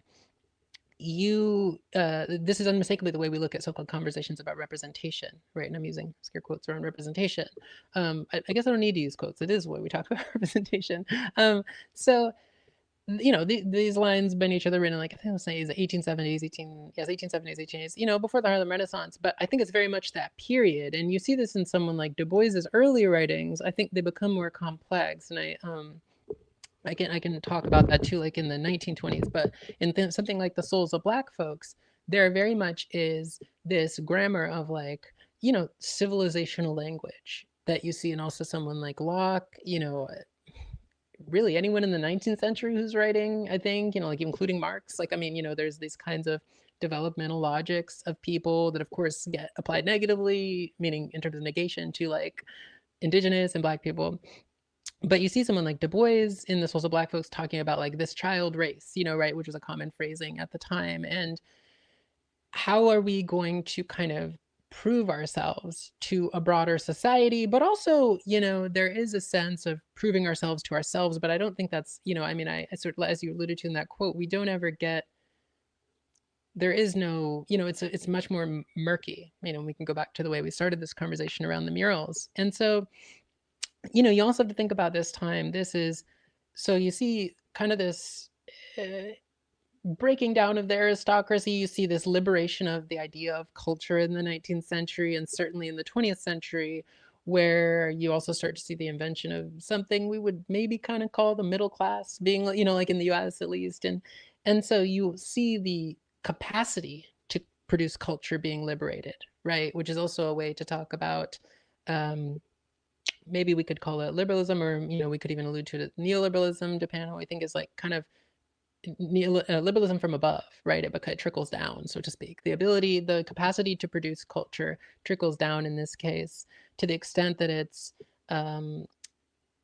benefits the reproduction of the society of the ruling classes, the racial capitalist regime of the ruling classes. So you start to see this is part of this moment as well. The other big thing, right, which maybe people would kind of just casually know, of course, right, in we see the invention of the phonograph, I mean, really technically like the 1870s, but it becomes sort of a popular object in like the 1890s, 1900s, 1910s. By the time we get to like the mid 1910s, people know what a phonograph is. 1920s, people certainly know. We tried to get the Harlem Renaissance, people certainly know what reproduced music is, which is a better way to talk about it. We also get, of course, film, right? And you could look back to like Birth of a Nation and things like that, which was like 1914, I want to say, or 1914, 1915. So the way that what kind of art or the aesthetic becomes is this capacity to eternally justify oneself. And it becomes that way partially because of this sort of like, I don't want to call it panoptic, but like sort of this sort of surveillance architecture, if you will, of culture, of cultural representing machines. I talk a lot about this when I talk about the phonograph, and that there is always this sense in the writings of people like Alain Locke that like we are being produced from without, right? And we will see going back to the minstrel stage, which doesn't really exist then in it's traditional thing, but there's still blackface, lots of blackface representations in movies, everything. We just mentioned Birth of a Nation. The audio I look at, there are audio representations of blackface minstrelsy.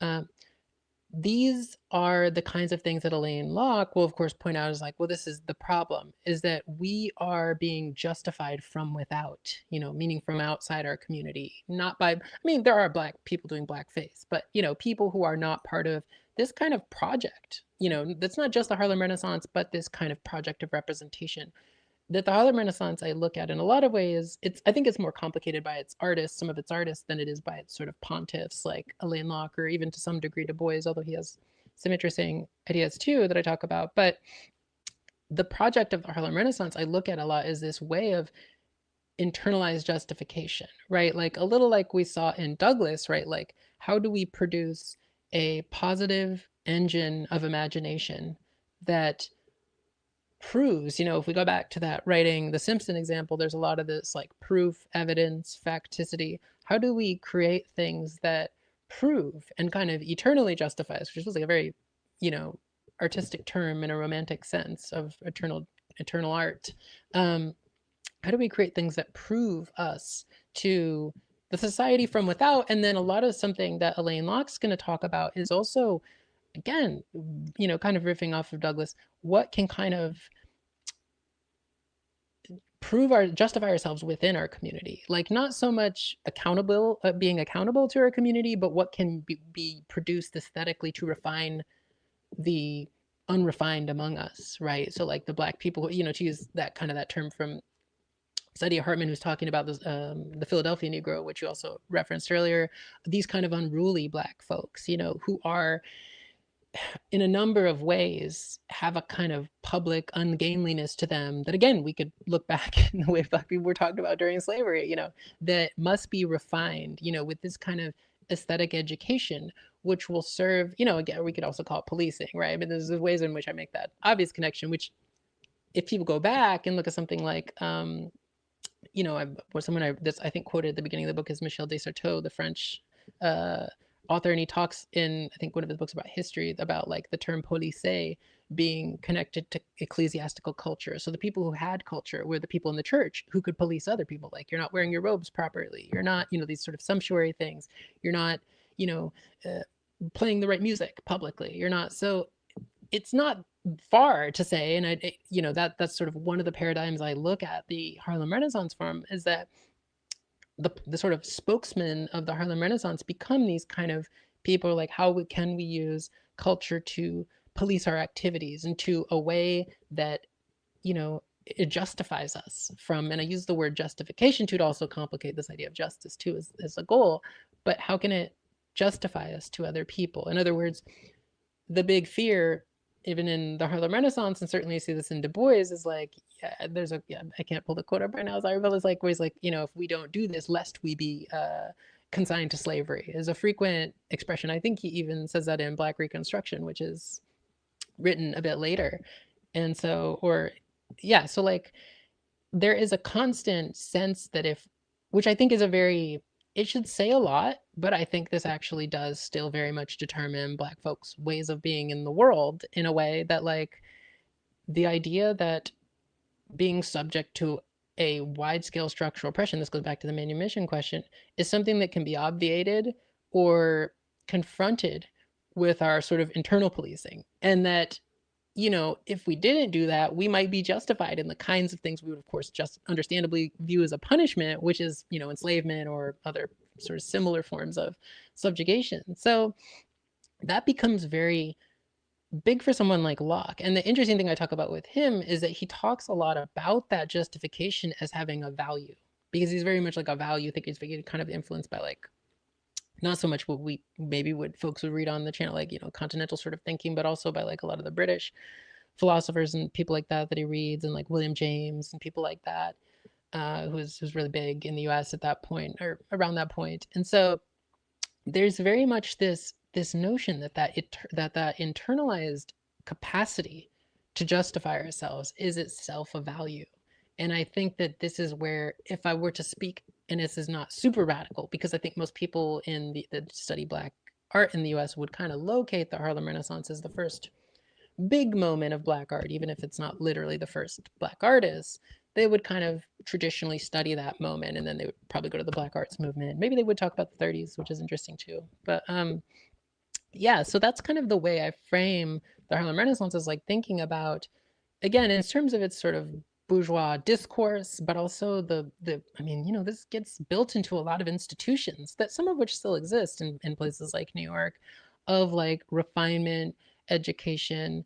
And I think even when they allow a kind of symbolically unruly form of Black being in them, which is maybe something we talk about when we talk about the 60s or post 60s even, they're still doing that kind of activity of showing us, back to the earlier way we started this conversation, like, these are the safe ones who are, you know, these, don't worry, they're not going to break the glass outside your condo. These are the ones that kind of, you can actually put this in your condo. You know, you can actually hang this painting, which is probably, you know, this would be the period where it would be the earliest sort of period people buy Black American art. I mean, I know this differs for like African art, or someone mentioned AD, like, you know, Caribbean art and things like that. But that, you know, that's very much an essential value of, or an essential project of someone like Alain Locke, is kind of this, he has this very value laden conception of justification, you know, and he uses the word comportment and other sorts of words that, again, people might look at that period and be like, oh, that's too stodgy. We're making art in the post 60s, you know, happening, Schechner, whatever kind of you know, Black Power, what, all the things that are happening in the 60s, which is too much to go into all of it. But, you know, these are things that are, um, these destroyed these notions of comportment and self-justification. But I actually don't think so. I think they intensified them. And I think they, again, to use that framework, I think they actually liberated them into more of the engines of, you know, things like, yeah, we could call them surveillance, like online and, you know, or social media or whatever and things. So that's kind of the way I look at that racial class project that is the Harlem Renaissance, which we should also talk about that too. But Yeah, it's really interesting. I mean, we're not going to go there today because you don't get to this period in the book, but it makes me. We definitely have to do a episode of Rap Album Dialectics together where we talk about an album and a period, because I also do think that what you're talking about becomes yeah, really interesting when you get to hip hop, right? And yeah, like, what does that mean, and how does that work in that period? So yeah. Anyway, so let's talk about Ma Rainey, right? As sure. the kind of, she's the counter example really that you use in this section. Yeah, talk about, you know, why you chose her and how you think she relates or, you know, opposes this project. Yeah, I mean, I think this is a great question too. So, like, you know, the other thing that a lot of, and, you know, won't get into super the details of like Alain Locke's project, right, is about this kind of it's also goes to that sort of futurity that I alluded to, that's very endemic or essential to racial capitalism, is like about producing a futurity. So it's also kind of about Black art that produces Black art.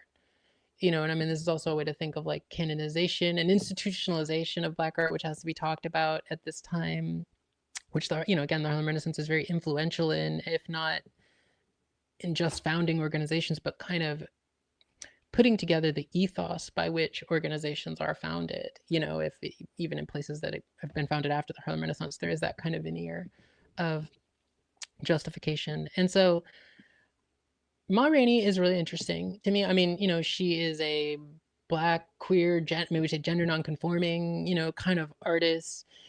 I look at a lot of this period that people like Angela Davis have talked about, and this scholar Kay Hammer talks a lot about, and people like Clyde Woods have talked about, like the blues period. And I think there is something quite interesting in this period, in the sense that there does not, particularly contrary to that, and I actually think this is why you get some of Alain Locke, there is not this fixation with how white people see us, or how we could say the Black bourgeoisie see us, if we see that as any different.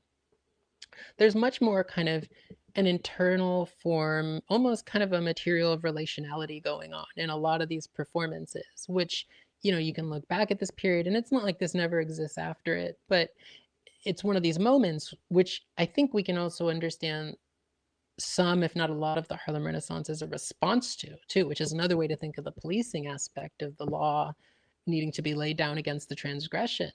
Is you see a lot of, like queer trans performance that is kind of, very much not respectable, not like, I mean, a lot of it is, I don't know how much you've listened to, like, Ma Rainey, Bessie Smith, but even people like Lucille Bogan and those kind of people, and you're like, I'll play that for students, and they're like, how was this made in the 1920s or 1930s? It's like very profane, very, all these kinds of things. And I think there was a lot of that was much more of sort of an internal conversation, if you will, to use that common metaphor of a conversation, that wasn't necessarily about a product that would justify the internal worlds of Black folks to other people. I don't know that there's a lot of playful sort of masquerade and avoidance and kind of intentional opacity in these repertoires that because there were a lot of people who did not like the blues, like Du Bois and like, Alain Locke hated that, like they really hated the blues, and they were like, and that's the other way to look at the Harlem Renaissance, is like, well, this was a direct response to like the way these people were carrying on, which was much closer, which I think is also interesting too, because it's not like there wasn't a lot of complex musical craft or like great voices or whatever,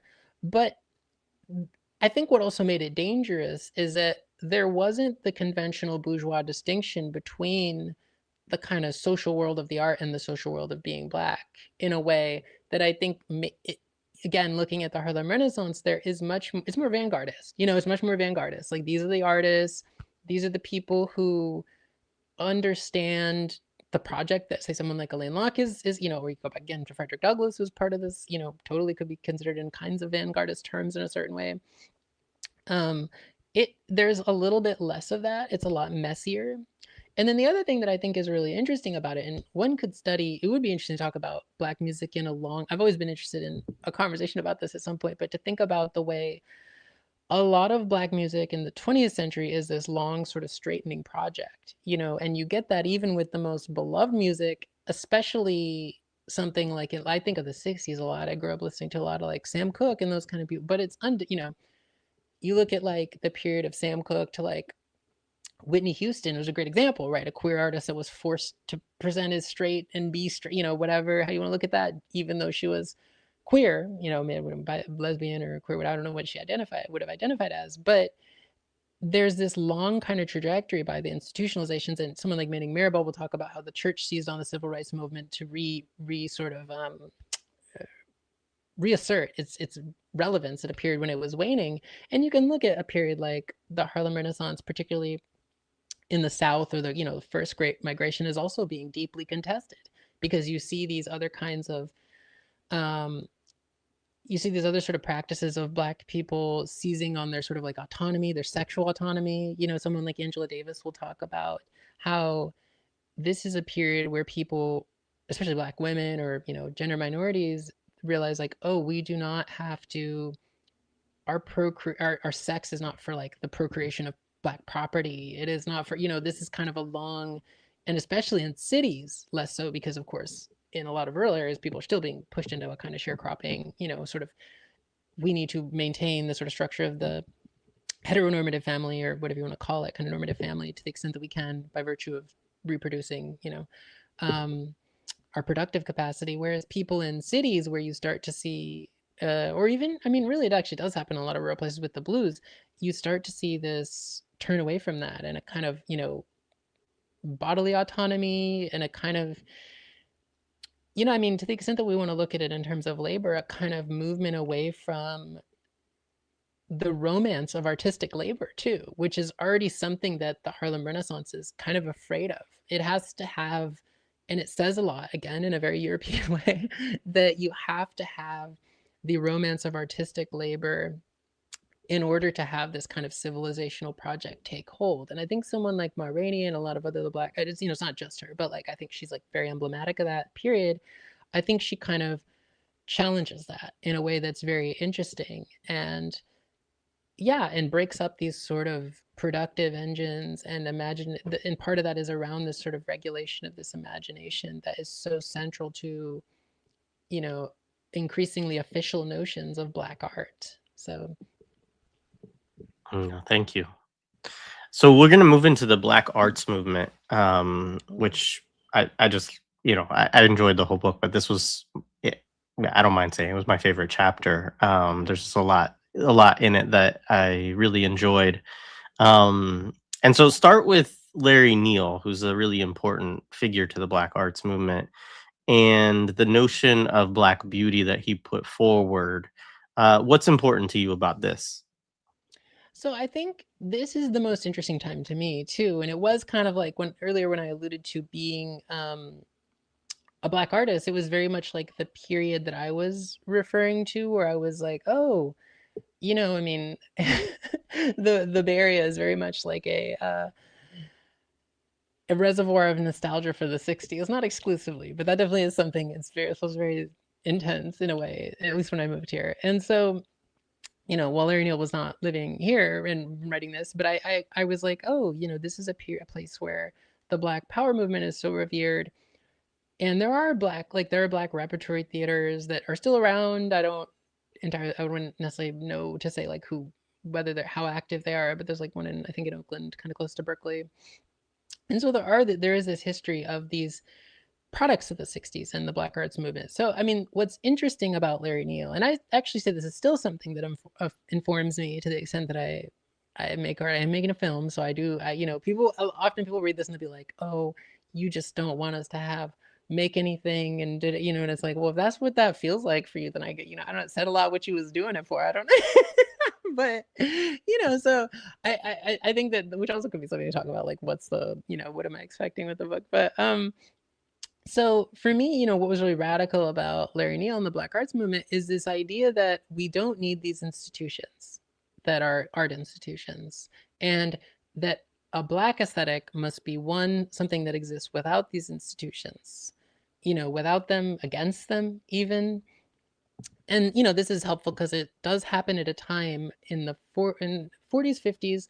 A lot of Black art that's in, just to pick museums, is not done by a Black artist. But when you start to go into the 60s, 50s, 60s, a lot, what they're realizing, and I'm not going to remember the name of this book, but maybe I can find it. But there is a book, maybe it's called Mounting Frustration, I want to say, that sounds right, that actually talks about how museums in the 60s, and there's, like people like Darby English has that book, 1971. So it's kind of like the late 60s, early 70s, museums, among other institutions, right? I mean, in kind of lockstep with this ethos of integration, realize that the best way to sort of like fight the demands of, Black power, even a kind of vague racial justice, is actually not to exclude Black people, but to let them in, right? And I mean, you talk about a lot, you all talk about this a lot broadly when you do talk about things like counterinsurgency and things.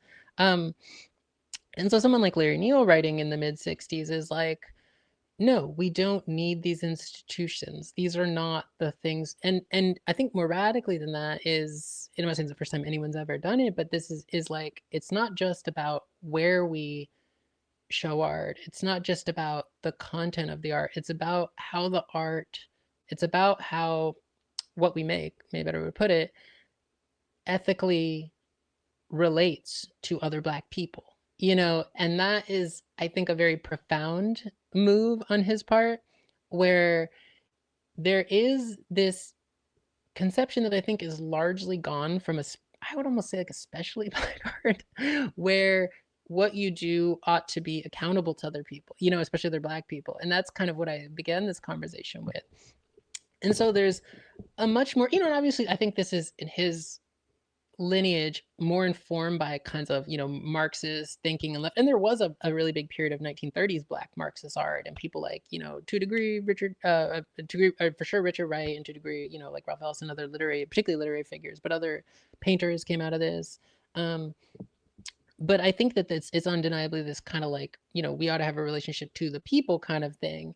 And more than that, I think it's even just this idea that there ought to be a constant, or the way I take it and what I had hoped to kind of bring into my life when I was, or when I first moved here and was making art, was like there ought to be a constantly revised ethical import to what we're doing that takes precedence, and that we're not just, as the book frequently talks about, kind of putting pictures of Black people on the walls of, condos, whatever, to use that pair. So that's one really big, I think, challenge laid down by Larry Neal's writing. But I also think what is this chapter kind of deals with is the complexity of that, because I think it's worth bringing up. I don't think we talked about this necessarily. One of the other things that's really important in the book is that,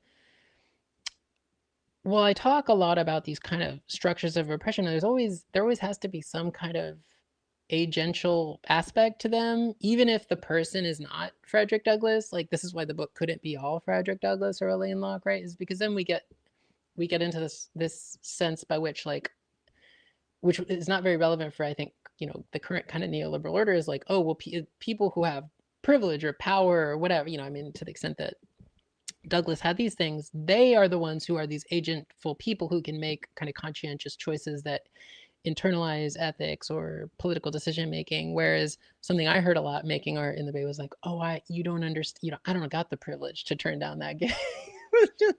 And again, sometimes people were not being paid for these, gigs for Twitter or whatever, some corporation. So, but there's kind of this, for one of the first times under the mantle of a kind of self-conscious Black art. But again, I think you can go back to Frederick Douglass and say, well, on some level, this is what is happening in the so-called slave community. This is what, there is that Fred Moten quote that I really like, that being Black is being Black in groups, or being Black with other people or something, and it is like, well, yeah, you couldn't just act out and do whatever you wanted without there being consequences or accountability to the people you care about, or like are in community with, or are neighbors with and cohabitate with, to think of a very classical sense of the political. And so I think that's a really immediate and still under interrogated part of Larry Neal's aesthetic, as far as it relates to our contemporary reality. But I also talk about like the complexity of the ways people try to thread that through the aesthetic. And particularly, I think something you asked a question about when you sent to me was like this idea of Black beauty. And I think for me, that is a really great problem space of like, can the beautiful hold these kind of ethical relations? Can it be a vehicle or a conduit for the kinds of ethical relations, to go back to what I was talking about earlier with like the condos, how we started this conversation. And ultimately I look at a lot of, including this local Black arts movement poet who passed away not too long ago, Dingane Goncalves, who I think lived in San Francisco and Oakland. And he has this really interesting, hard to find book about Black beauty, or has an essay about Black beauty. And I was kind of interested because the way he talked about beauty, sort of related to Larry Neal's like emphasis on a kind of collectivity. But I think ultimately there's this irreconcilability of the beautiful with a kind of collective project of even sort of ethical being in relation, let alone liberation, I think. And that's sort of, the conclusion I reach in this chapter, is that like the beautiful is not, it's not for that, like, in a way. And that ends up being, a really difficult, I think, kind of point of navigation for the Black arts movement, as well as probably, for example, why we still have the Black Beautiful, but we don't have the artistic collectives in the 60s that I write about, you know? So yeah, we can. Yeah, I think we probably want to come back to that point to some degree, because I think it's an important one for sure. Um, so there's this quote. I'm going to read it out. Actually, this Sure. is passage. So this is some of your writing. A danger grew in the power, in the saving power of Baraka's synthesis. This is Amiri Baraka. For what was necessarily antagonistic about the Black queer blues to the enduring and predominating drives of secular and religious Black aesthetic comportment, the policing, not just from without, but also from within, was subsumed under a collective whole, sublated, beautified for this word, the herbarium Herbarium, of Black beauty. herbarium. Well, it Yeah, depends on how you pronounce herb. yeah. British people. Right. Of Sorry. Black Beauty. Paradoxically, this resolution by Baraka was nothing less than a capitulation to the quietude of the beautiful, quote, Black people. So this is from Baraka, I think. Black people Yeah. in the unified portrait of strength, beauty, and contemplation, end quote. The sublimation of Black living under beauty's ground facilitated a kind of collection and curation of Black people as Black art. Black beauty put a kind of frame around Black unity, a new structure of capture that facilitated a new site of value. The long history of the curation of Black art as the curation of Black people, to the extent that it relies on the aesthetic character of Blackness, complicated the ethical projects of the Black arts movement.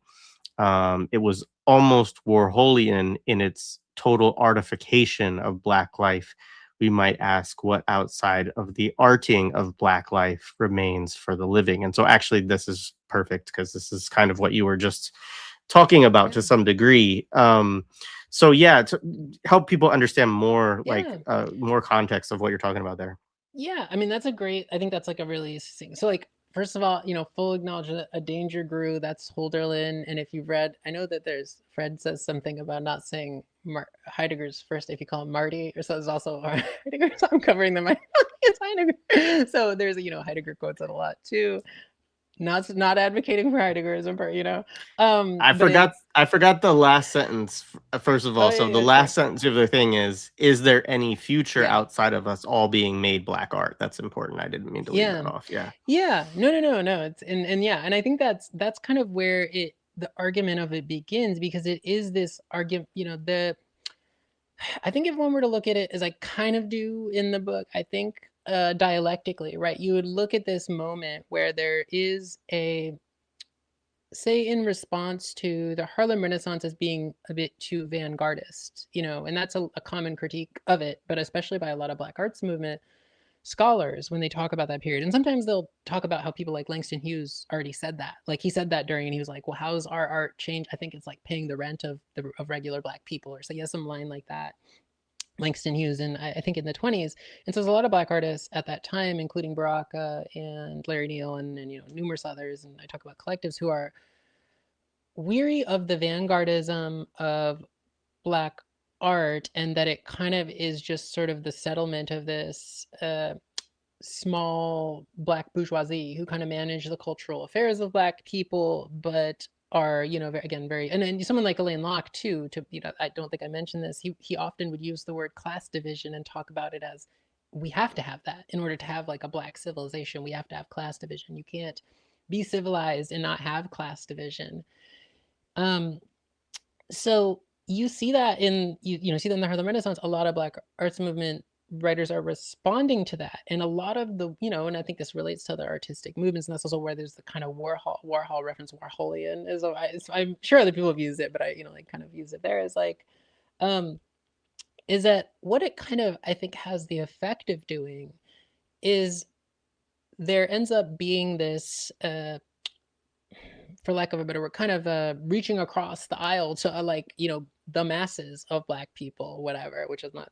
We could get into the problems of that conception, but you know, and it does so for the purpose of kind of liberating the means to produce the products of art. Like, and I think what you end up with, and what I kind of allude to in that paragraph, is that what you actually get is that, you know, because you have a lot of the institutions of Black life increasingly destroyed post 60s, you know, for a lot of reasons, and including some of the machinations, intentional otherwise, of Black artists, is that you end up with the kind of, you know, again, I think the critique that a lot of Black radicals, like Black Liberation Army, have of this kind of period of the kind of nascent but emerging cultural nationalism that kind of comes out of it. So you have, you know, that term from Baraka, in a unified portrait of strength, beauty, and contemplation, feels very like a culturally nationalist idea. But I also think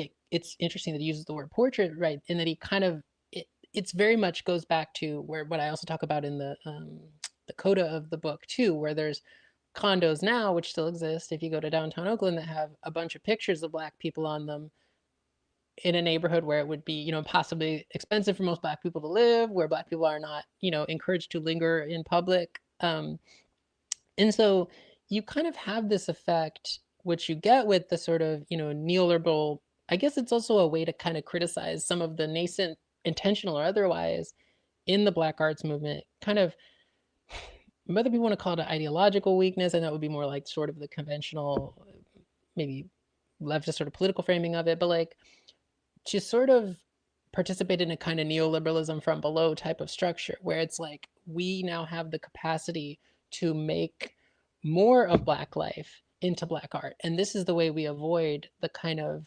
exclusionary logics of a sort of Harlem Renaissance, right? Is that, and I mean, a framing like Black is beautiful is a really good example out of that, where it comes with this kind of capacity and set of more acceptable projects to inaugurate people into the producers and certainly consumers of a kind of widely available Black beauty. But it doesn't, you know, undo the means by which one feels a need to wield that beauty as some kind of defense, or as a friend would call it, armor against this world. And I think it's also a way to kind of look at, like, okay, the Black arts movement was opposed to, you know, some of the sort of neoliberal Black artistic institutional forms of art that I would allude to, you know, if someone were to talk about, for example, Black art in the museum. I think it's unavoidable and kind of totally a product of that sort of neoliberal diversity logic, things like that, that we think of, that we would, you know, don't necessarily do anything for Black people outside the museum, which is most Black. I didn't go to a museum until I was in college, so I didn't, I didn't really art museum. So there's that part of it, and then there is so it's kind of a way to think about, like, well, it's not like this is just, but then you look at that period, and again, kind of thinking of a dialectic, it's like that period includes some of the logics and the thinkings and even the grievances of the Black arts movement, which are kind of also about this sort of idea that the ethical relationship to Black life is about this kind of capacity and almost like willingness to reproduce Black people as this representation. And it is this complex way of putting a very simple thing, right? That, like, we care about Black people because we have their pictures on our wall, type of thing. And that there is a certain form of, this kind of becomes, and actually we didn't talk about this earlier when you asked about, like, the places where people aren't. There's also a lot in this book about this kind of artificial personhood logic that is very essential to the state and capital, right? Where that is absolutely part of what this is taking part in. That it's like, well, you can have this kind of unified portrait of Black people, and you can have it in a place where there are no Black people. And there is, you know, an undercurrent of course, what was not the goal, I don't think, of the Black arts movement, and quite the opposite. That kind of gets pulled out from under its sort of more dominant or radical tendencies, and becomes one of, if not the dominant ethos of Black art. But it also becomes, in some ways, the way people remember it. Like, I think it's kind of similar to the sort of Black Panthers point that I was making, that people kind of, or maybe people do this with MLK a lot too, where they, like, remember the thing that is like, oh no, we have the, you know, it's Voltaire, we have the world, we actually have the best of all worlds, and that's why, because it did work out. And it's like it's like, no, actually they had a critique of this kind of, but the way it's sort of framed around these notions of beauty and almost like a kind of personal property construction is susceptible to these dominant, you know, orders of racial capitalism that can take that part of it and not have, of course, the larger ethical projects that are connected to it, or can take, like I talk about in the book too, how a lot of Black artistic collectives in the 60s are a site for, you know, something you talk about a fair amount on the podcast, like Ford Foundation funding. And so they're like, oh, if we can get a collective of Black artists to go into a Black neighborhood and help us gentrify it, which can be suppressing political organizing, it can be beautifying the neighborhood, making murals, going back to how we started this. And this was going on in the 60s even, if not earlier, right? Like, so we can kind of use that unified portrait of collective Black being, you know, like, oh, we see a bunch of Black artists come into our neighborhood, I guess that's a good thing. They must be making our lives better. And it's like, no, actually they're trying to make them worse, but they're trying to make the making worse of your life more beautiful, right? Which is different than, you know, I don't know, free housing, other things people would, people would want. So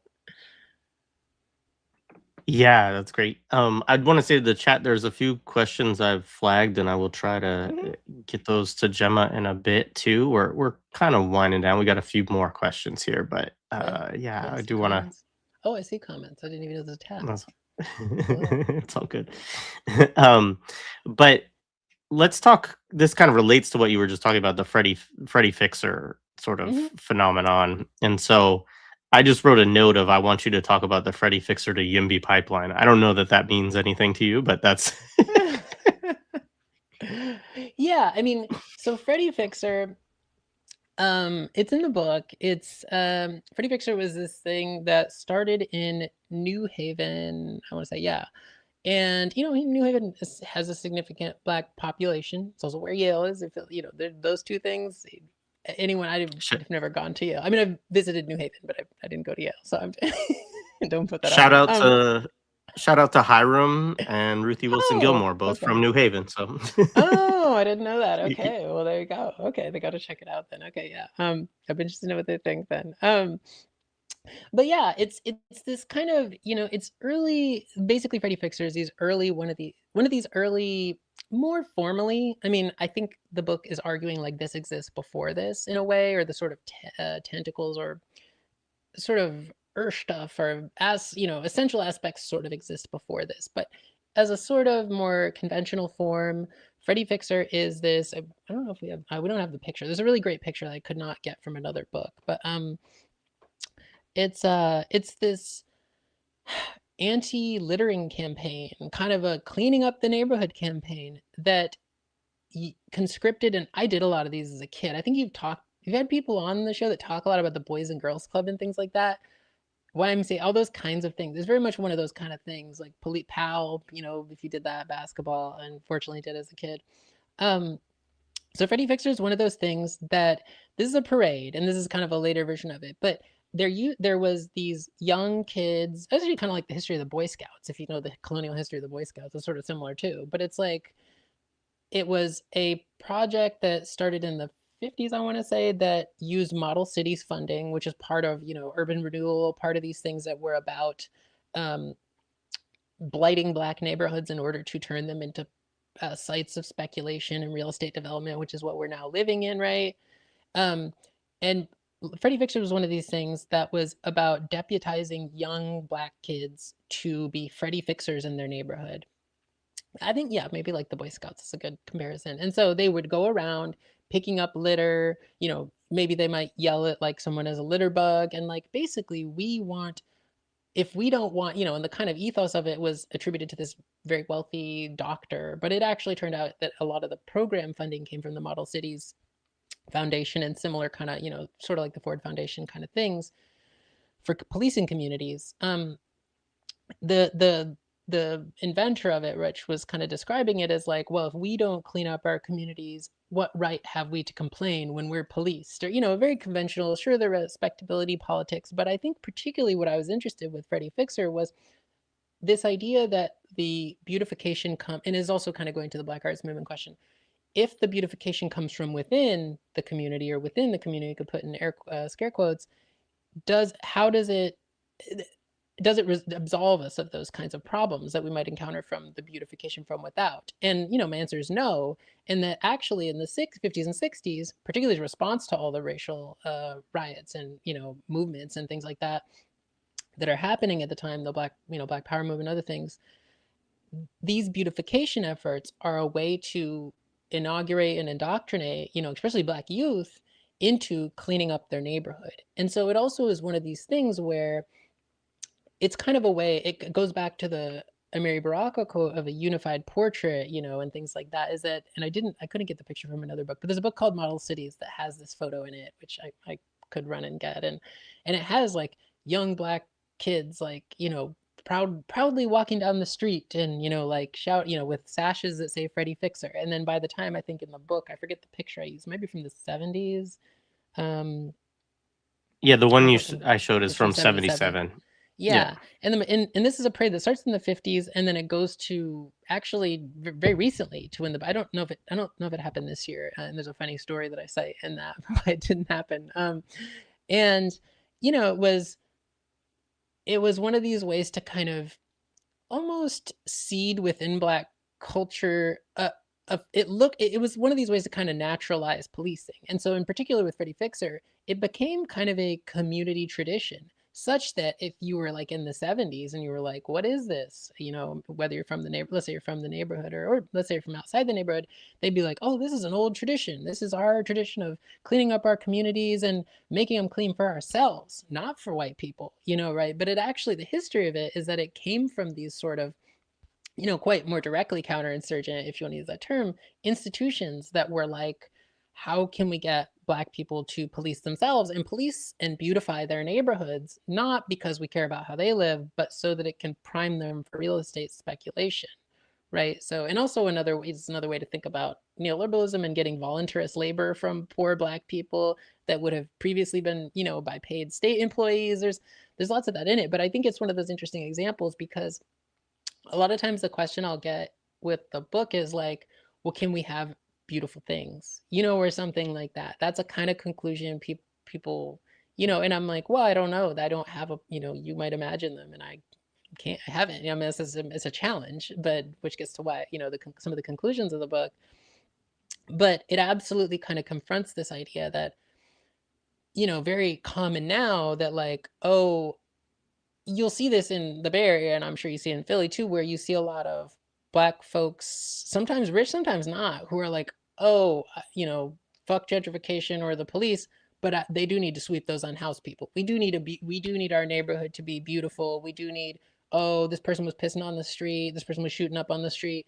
Well, I don't want gentrification, but you can't have that kind of thing. And the point that this kind of brings up in the book to also to the YIMBY aspect, which we could talk about, I can define for people that if you're, longtime listeners, you've encountered the term, but is that beautification of our neighborhoods, or this kind of project of beautification is this kind of policing and this regulation turn it. And it's a way of, it has to be questioned about, and I would often say it's never anything but this, whether it's priming the neighborhood for someone else, a kind of future person that it's not you.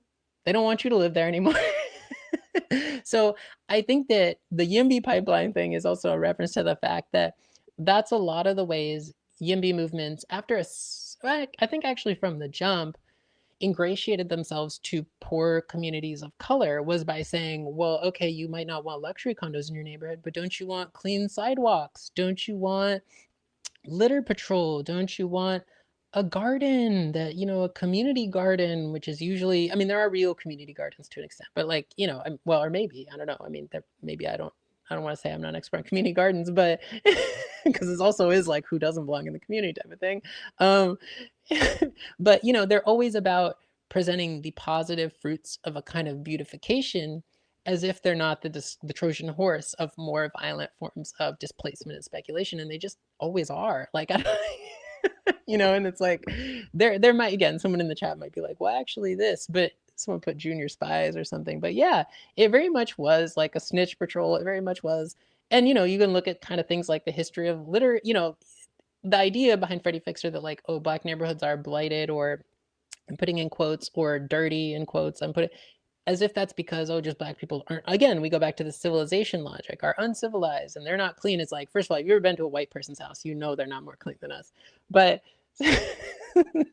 of all, it's like, no, this is structural abandonment. These are all these kind of terms we would understand neoliberalism as. And that part of this also gets to the period in the book that I talk about a little bit, but don't talk about a lot, like in the 70s, is like, this is part of this kind of hustle mentality that becomes just inextricable from black art. I don't know that it could exist without the internalization of this logic that, you make beautiful things out. You gotta marketize yourself. You have to turn yourself into a regulated and regulatable project before you can make any real complaints. I mean, why are you and not to mention that we don't even need to get into the so-called real political work, because what we can do is hustle our way out of this. We can have voluntarist free black police. It's just, there's a lot of things into it, because of course you don't want to pay you don't want to pay. I mean, we're neither of us is arguing for paying black people to police black neighborhoods. Actually, just don't do that. But it's a very fascinating thing. And if you look at like Lester K. Spence's Knocking the Hustle that came out some years ago, I remember meeting him. He's very nice and talked about this with me, where it's like, yeah, the response to that with things like YIMBYism, and it goes back earlier, is like voluntary trash patrols, voluntary neighborhood watch, all these kind of things that are basically carry a more insidious version and logic of the policing. And I think one of the reasons they're more insidious is because, to go back to Baraka, they kind of are able to seed it in the cultural in a way where people growing, you could be young enough or just whatever, and think, oh, this is natural. Like, it is actually part of our culture to police this, to not have unhoused people, not have drugs, not have what da da da da da. And you go back to the blues, for example. That's why I think that period is interesting. It's like, that's not really the ethos of that period, whereas this becomes, to this day, a still very dominant way of looking at this. So that's what, I don't know if I explained Freddie Fixer well, but yeah, and it's a parade that celebrates that, basically. But it also is a person, a kid usually could win Freddie Fixer things. And the picture's not in the book, but a lot of times these parades, like most parades, they would have the kids marching with police too. So they would like show them like, see, you're like a little, someone said junior spies in the comments, like, yeah, it would be literally like kids like, see, you're almost like a policeman. Good work. Good. You're making the neighborhood beautiful, which I think is also not just a thing we should use to think about what the kids are doing, but a way to think about what cops are doing, right? As also part of a beautification project, which also complicates the celebration of beauty as something more important than us. Yeah, I forget the I can't remember the name of the person who comes up with the phrase, but like that the dirt is matter out of place, right? And so no, there's this whole connection with, like beautification or removing dirt is actually about taking things out that don't belong, right? And so then the question, becomes like, well, what do you do with people who don't belong, right? And and I mean, I know when it came up in the two-part conversation with Tariq Khan around settler colonialism. But yeah, anyway, go ahead. The last thing I'll say is, I think that's what I think about beauty, is that it's actually about, it's its own construction of belonging. And I think that's what's dangerous about it. And speak a little more concretely, and I talk about Goncalves as someone who writes about this and is like, well, what is black beauty? And he has this interesting theorization of it, but it is ultimately, to your point, it's like, well, who belongs? I talk a lot about it, which feels like a very like Kant or a Kantian sentence. He talks about the rose being plucked as beautiful. And I think it's about that plucking. It's about that power gesture. You go back to the minstrel stage and blacking up, is like, it's about the power of that gesture, which is anti-relational in this kind of way, in a more complicated way. And that's the difficulty of beauty. But yeah, go ahead. No, appreciate that. Thank you. So I do want to talk about, because there are some like collectives and organizations that you look at within the Black arts movement that you think of as, and maybe this can connect also to a conversation around, like kind of what, because, I think I hope people have gotten through this conversation, and it'd be interesting to hear your kind of thoughts on it. But you're not saying like black people shouldn't make things, right? Or that there shouldn't Yeah, be like right, like it's not an anti um creativity, yeah, kind of discussion, right? Like yeah. It's a it's great way it's to look at it. really about, what is meant by the aesthetic, and what is the role of the black artist and black art within this society, and what does it justify, and what kind of Yeah. comportment does it require, and all of these kind of things. um and so there are groups that you look at too within the book that you draw inspiration from, or think, you know, are short-lived but, cool projects in terms of trying to do something different. And so I wondered if you wanted to talk a little bit about Afrocobra, and is it Obasi? Is that how it's pronounced, or Obasi? I'm not Obasha. I thought sure. it was pronounced Obasha, but it Obasha. might not be. I think the Okay. C is pronounced like a Shah. Yeah, I think so. I But don't know. yeah, Yeah. So, whatever. or any other groups that, and examples from the Black arts movement that you kind of, found really interesting this way, in terms of trying, partly the question that you brought up earlier of like some frame of accountability, and some frame of Yeah. like, not just, okay, we're just going to do this for ourselves, and, who cares what anybody thinks about it, kind of thing.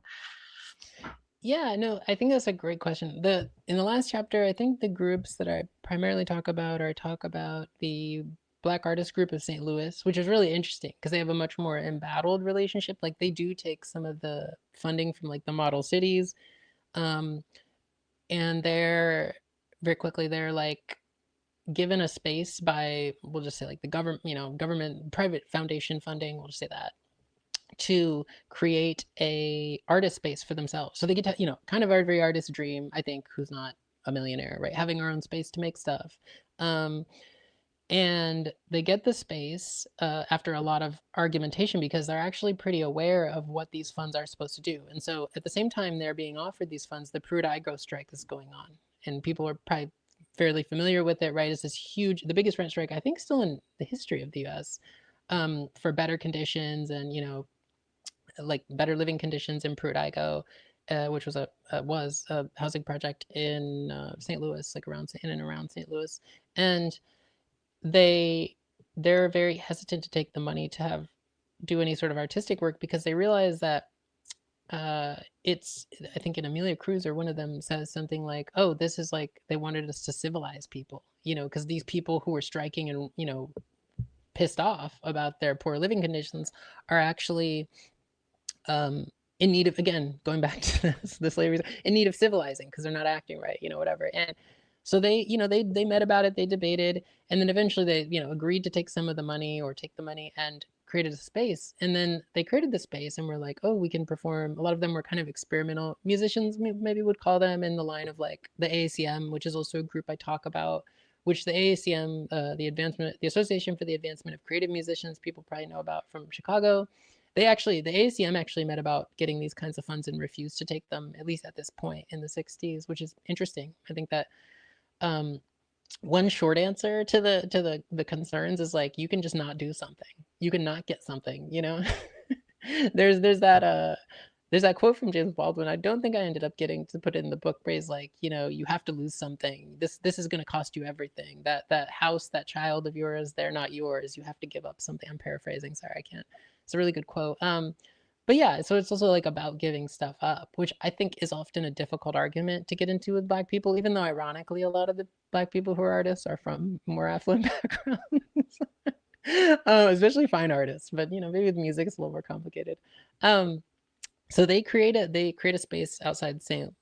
Louis, or maybe slightly outside, and they invite the Pruitt-Igoe strikers, like, hey, why don't you, maybe they're passing out flyers or something, I forget, like, why don't you come see art in our space? And they're like, the people who are striking are like, no, we don't really care for that, but can we use your space to meet for our political meetings?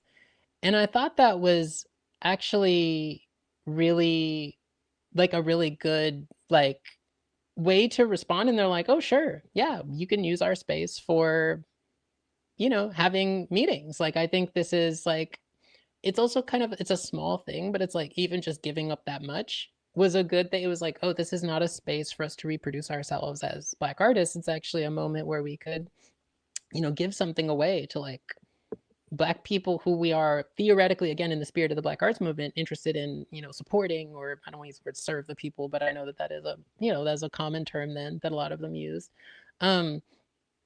So I think that's like, that's kind of that's one example I think is sort of interesting. And then there is Afrocober is interesting also. I think starts out as Obasha, which is a much bigger group, which contains more sort of like, I guess you could say sort of multidisciplinary artists. And Obasha is actually, if I remember correctly, much more driven by theater a little bit more than it is driven by eventually like Afrocoba becomes probably more associated with painting and things like that. But there are a lot of painters in the group. I think there's musicians too, but I'm not off the top of my head remembering.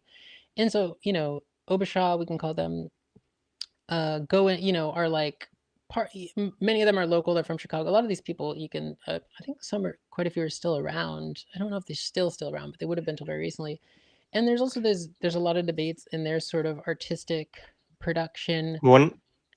Wasn't Abdul Akalimat part of it? Yeah. Yes, he was part of it. He's Yeah, been and he on was the part show. of. Yeah. Oh, okay. Yeah. I didn't know that. Oh, cool. Okay, yeah, Yeah. and he was part. Yeah, and I believe he's part of Afrocobra as well. So sorry, I didn't clarify that. Obasha starts as I think a bigger group. Afrocobra might become bigger later, but it starts and then kind of becomes Afrocobra by, I think I want to say the early 70s or late 60s. And it's interesting because a lot of people credit what people might know this, especially if you live in Chicago, they're credited with kind of starting the 60s mural movement. I mean, there's, this happens in the 30s too, but sort of socialist murals. But in the 60s, they're sort of credited with starting the sort of modern mural movement that we have in San Francisco in big numbers, right? Like a lot of targeted communities, particularly Black folks, but also a lot of other, Latine folks. But, that also comes from a tradition too in lots of parts of Latin America, but comes from this sort of tradition of creating public murals. And they're very, like they taught. The interesting thing I found, sort of to answer your question too, is also just the most interesting part to me of any of these collectives was the meetings and the like actual discussion about like what are the ethics of these things, like what are we actually doing. And so they made this thing called the Wall of Respect, which was, made with the input of people in the community, which on the one hand you listen to that and you're like, oh, that's a common it's a common developer phrase, phrasing, like, oh, we took the concerns of the people in the community into account, da da da. But I think what's interesting is that from the perspective of like kind of art or Black art, right, is that like these are people who made something that it was more about trying to prevent them from demolishing buildings or, from valuing which at that point, I think the valuing of the neighborhood was in the sort of demolition of huge things. Like you see this, Chicago's a great example of that, like, whole freeways, other things like that they demolished in order to, or roadways and things like that, whole buildings, whole complexes. LA too, sure, would be great. In Oakland actually too. Like, so I think that it was interesting to think about the Wall of Respect, which is not still around to my knowledge, but there are lots of photos of over the years, as a project that they sort of self-consciously took up to defend the neighborhood from being, treated to urban renewal and, it's like gentrified or speculated upon. And so I thought that was an interesting approach to art, as to the extent that art can be a defense of Black people. I thought it was interesting. That's not often the way. And I think, again, we enter in this paradigm with Alain Locke, where most of the time it's about the imaginary project of a defense of a Black people that are not the Black people right here, by the way, for some reason. But that was kind of interesting because it had this material component to it where it was like literally this wall is on a building they're trying to develop. How can we kind of use art to prevent them from demolishing things, which I don't think works now, but yeah. So those are two examples, and I talked about the ACM a lot too. But yeah.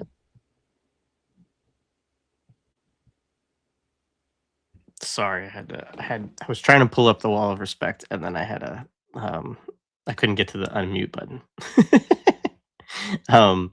All right, let me pull it up actually though, so people can see it. And yeah, we have a huge. I mean, I'm in the Philly area, and there's the Philly Arts mural project. Philly, but anyways, there's murals all over the place in Philly.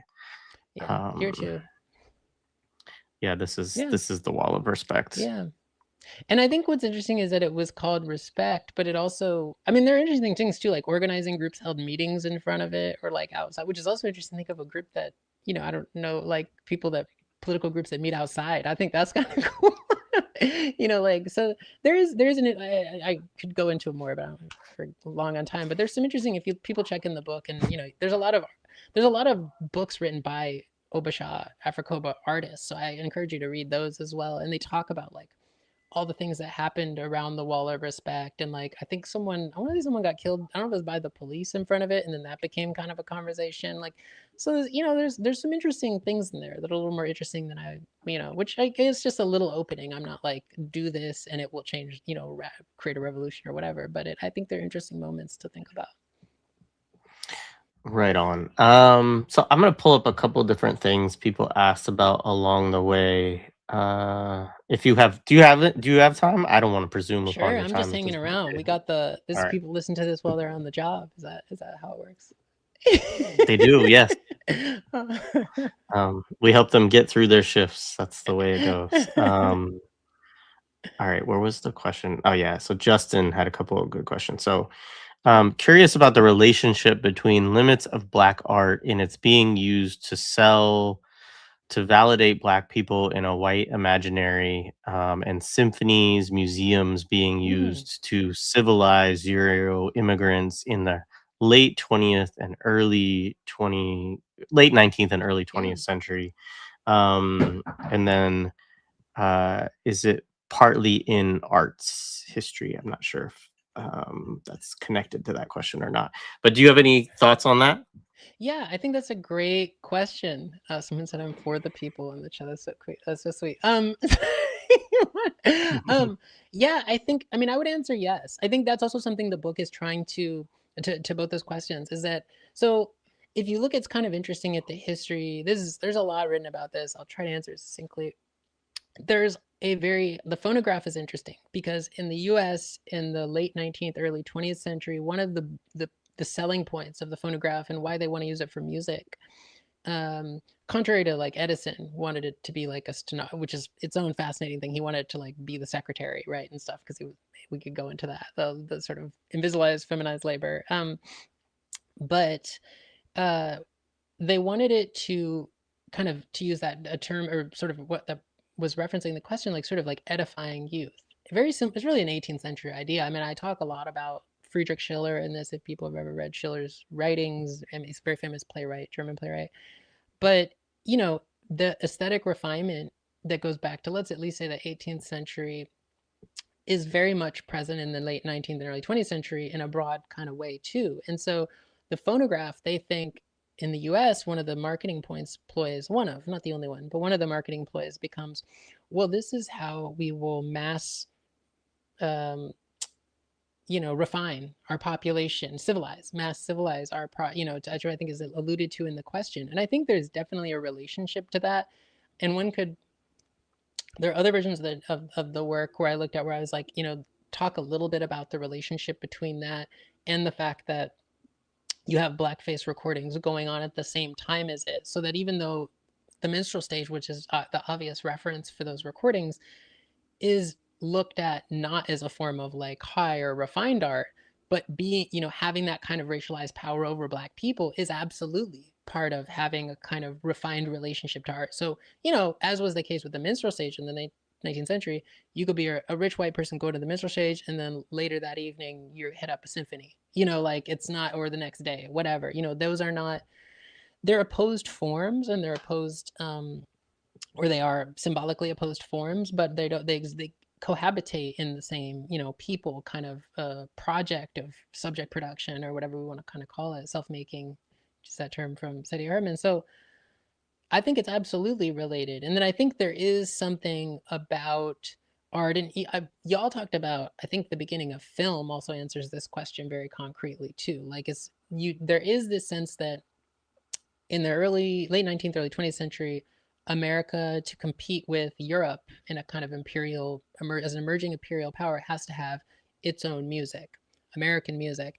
And, people who have studied the history of so-called jazz, or so-called jazz, a lot of musicians rejected the term jazz, can think about the way, for example, that jazz becomes, as well as the sort of popular front things in the 30s, I talk a little bit about this too, becomes a way to create this kind of coherent American culture, American music that is very much also part of what was um, asked in the question. And then and yeah, and also I don't talk about film a lot in the book. I do watch a lot of film, but I think interestingly with film and like what was that? I want to say it's maybe it's the 20s when you start to see all these actual regulatory bodies get invented, right? Which is very much the term alone. Like I forget the name, but they're called like regulatory bodies. So you kind of get this idea that these sort of modes of artistic production need to be entrained to teach people to regulate, or they will be regulated, or both. I mean, really both happening at the same time. So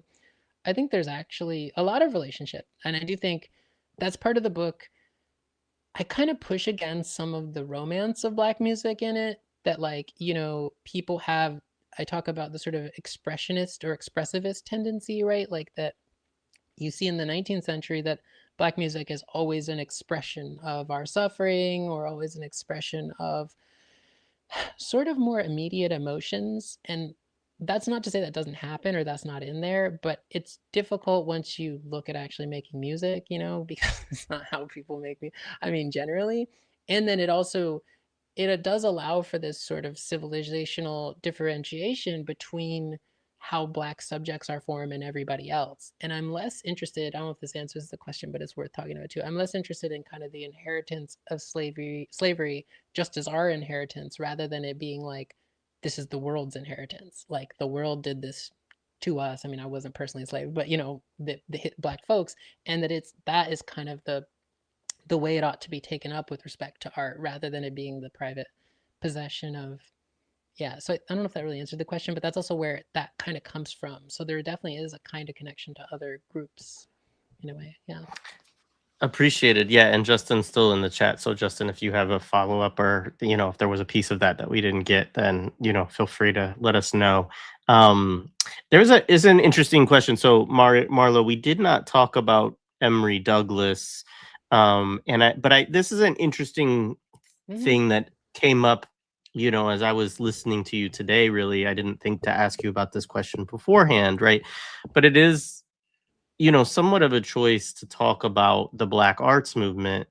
And then another choice would be to talk about someone like Douglass, or how like the Panthers used art. And I think it's interesting. I mean, because obviously for one, there's specific context for Douglass, right? In that he's a member of an organization that has a political program, and his art is specifically, and I don't mean this in a negative term, it's for propaganda purposes, but it's to promote the ideas and the analysis and images that will draw people into the party, that will help communicate the politics of the party, etc. And I'm interested in your thoughts on that. And then I guess part of the question related to what you talk about in the book is how maybe we still have, in certain ways, the artistic portion of Emory Douglass, in terms of represent, this like what maybe it's sort of the question of like what lives on from the 60s and the 70s in terms of the art, and what is lost, right? And like I would say that if you're an Emory Douglass and you're not in some sort of political movement, organization, collective, etc., then I think there are real limits to what you can do as an artist to some extent. So yeah.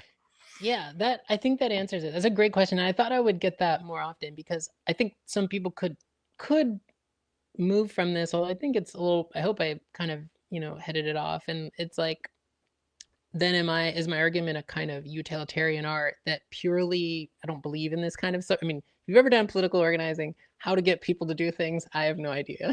You try. A podcast, like people are trying. So if we knew, if even just a basic level of like class, not to say that class is not woven in through all these other things, how to get people to, just basically recognize that we try different things. But so I wouldn't say I have that view of subjectivity, but I was thinking based on this, would people think, oh, I'm, sort of secretly saying there should be a kind of utilitarian function of the art that like it's party delegated or something? I'm not. I mean, I'm an anarchist. I've been on the show before, so no, no way. But I'm a black anarchist, so but. But I do think what you said is exactly true, Emory Douglas. And I think the other thing, living in the Bay long enough, I've lived for almost 20 years, like there isn't a shortage of the slogans of the Black Panthers or the imagery or any of these things. It kind of goes back to that Baraka quote. We have a plentitude of those. I think, and I actually think this goes to the core argument of the book, is that there's actually a way in which, and I think we've talked about this on the show before in some way, and you've definitely had other people, that actually holds back our political imaginations in a certain way, because people are thinking like, oh, well, I have the slogans, we could go back to Kant, I have the understanding, I have the kind of faculties, I have this rationalized understanding of all this kind of project. But as you alluded to, I think the thing that's gone is the collectives, is the people. And I'm not saying there probably are some, well, there are some collectives, but I'm sure some, people will be like, oh, there's this, but we don't have those kind of, you could call them parties, you can go whatever. I mean, I don't, I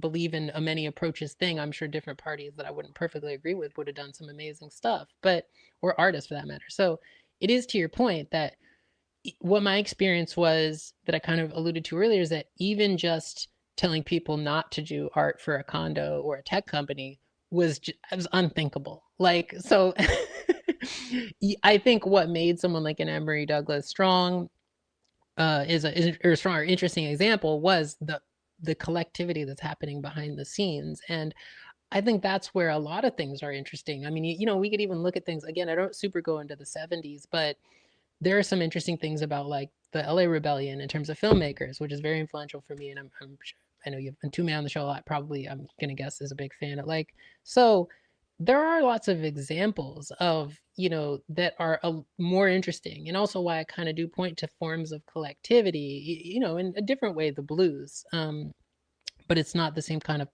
self-conscious political project. But I think that is a more powerful place to start for me, which I just see as totally absent in, not exclusively, but I do think, an increasingly individuated conception of an artist, which I do think we live in that world now. So yeah, it is exactly what you alluded to in the question, that, he had these parties, these groups, that he's belonging to, like if you looked up ACT UP, there's lots of things that have interesting artistic examples. Yeah. But Yeah, I mean, it's really, I've talked to Two Black about this stuff a little bit too, and him within poetry and stuff like that. And like I think at one point he talked about the myth that like, people would have a line in their poetry of like, I'm going to write the poem that's going to start the revolution, right? Or this kind of, right? And so like the idea that people have, right, that it's like if they just write or paint or make the kind of like that the the right thing. yeah, that like somehow what's missing is just the quality and the craftsmanship around like revolutionary messaging, I guess you could say, Yeah. of a certain kind, right? Without, people accountability, like, all of these kind of Yeah. pieces. Like, I know it's a tricky question to ask you talk about the Panthers as an anarchist, but like, Oh no, I um, mean, no. yeah, yeah, but I mean, I think that's important, right? Is it's sort of like Yeah. some sort of political home, political accountability, Yeah. right? For like what you are doing as an artist, and then not to just be, I mean, we could talk about it within podcasting or anything else. Like a lot of what we have these days are um, not accountable to some Yeah. sort of like base or group of people that, and maybe if it is, it's like people you don't even know, right? So then it's like, Yeah. well, what does that What does mean? accountability mean? Yeah, there. Yeah. Yeah. Um, all right, let's see. Everything in San Francisco concerning the Black community is counterinsurgent, small, isolated community ripe for experimentation on many levels by empire. Working with students and families, you can really see it. Um, see. I loved this comment, Shitty Matcha. It is, unfortunately, we don't have written records of the first impressions of the colonized upon encountering and observing Europeans. It would probably blow their settler minds. Sure. um, yeah, I like this comment too. When white people sound extra sciency, analytical with a lot of big words to express the most odious racism is sometimes weirdly funny. I agree. That was in relation to the Brazil segment. Yeah. This question: if revolutionary art is linked with a conscious movement and organization that has an ideological base, program demands, and political education, it can be powerful. I didn't know if you knew this reference. What Yeah. Du Bois says about, yeah. Do you want to say something about this? Yeah, I talk about that essay in the beginning of it, and yeah, he talks about, and he uses that also. Why I don't criticize the word. He in that essay he says something. I'm not gonna paraphrase his very pretty 1926. I think the essay is from language where he's like, everything I have created has been for propaganda. He says something to that effect, and so there's there's someone who I think reviewed the book. I think it was offered extremely helpful comments. I think it was Naomi Chandler, who was very sweet. Thank you if that was you. And he was like, big Du Bois expert. And he was like, he pointed out this essay and he was like, I don't know if anything you're saying and this is beyond that essay, which was funny because it was written exactly 100 years ago now. I think it was 1926. And that essay is really, I talk a lot about that, of it being like, his argument is like, the Negro artist is doing these things for a kind of white outsider, that it is, there is not a core to what, there is no sort of positive definition of the Black artist that is not about creating these kinds of cultural ambassadorial sort of projects towards an outside other.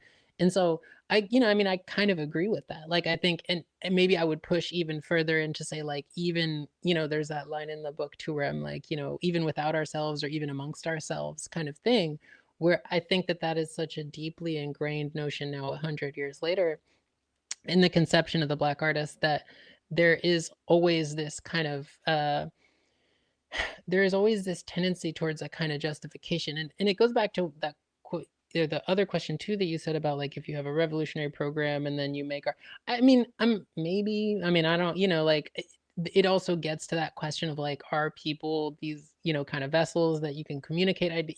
Language doesn't work that way, so I don't know why art would, whatever we're calling art.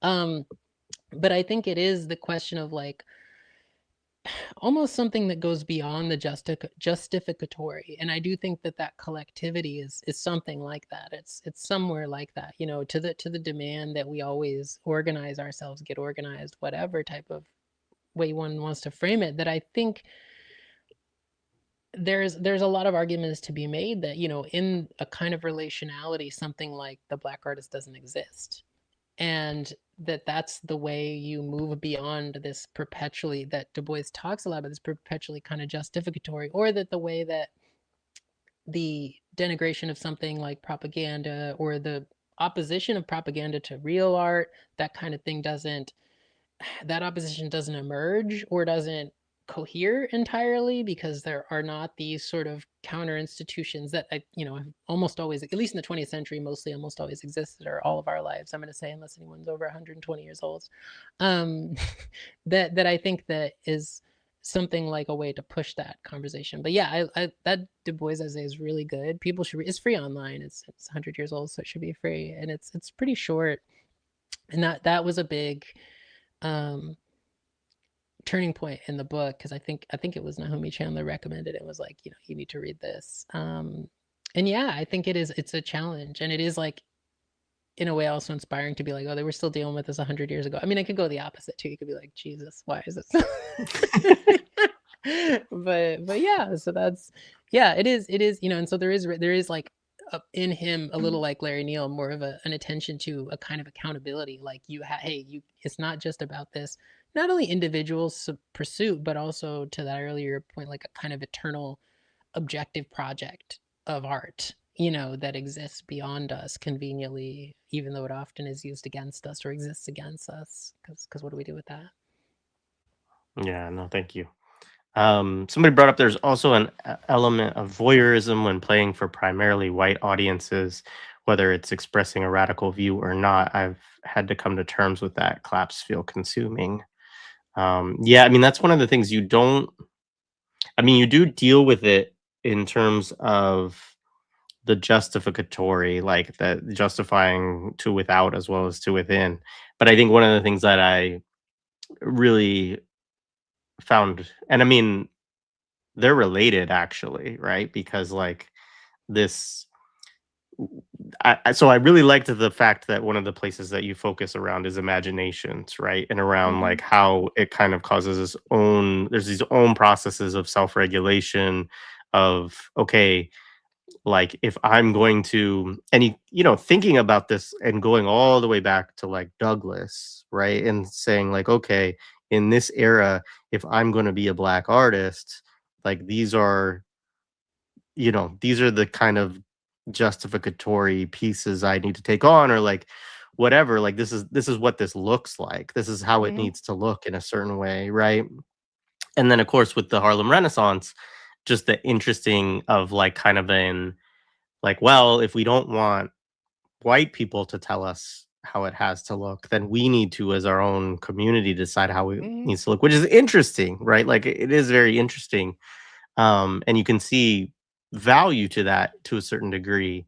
But I think this is always a problem. Like this is something that Dr. Jared Ball talks about quite a bit, right? Of like anyone who um, is in the United States that is looking to become like a mainstream artist, right? Or a very or just to play in different parts of the country or Mm-hmm. whatever, right? Like you have to come to terms with the fact that you're creating something largely for white folks, right? And so then like how do you navigate that? And I think that's it's a complicated and difficult question. Like he recently had a good discussion about Chappelle's recent Netflix thing.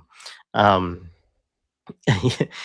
but like, and it was a good commentary on it, of he uses this discussion of the Cosby effect with relation to Chappelle.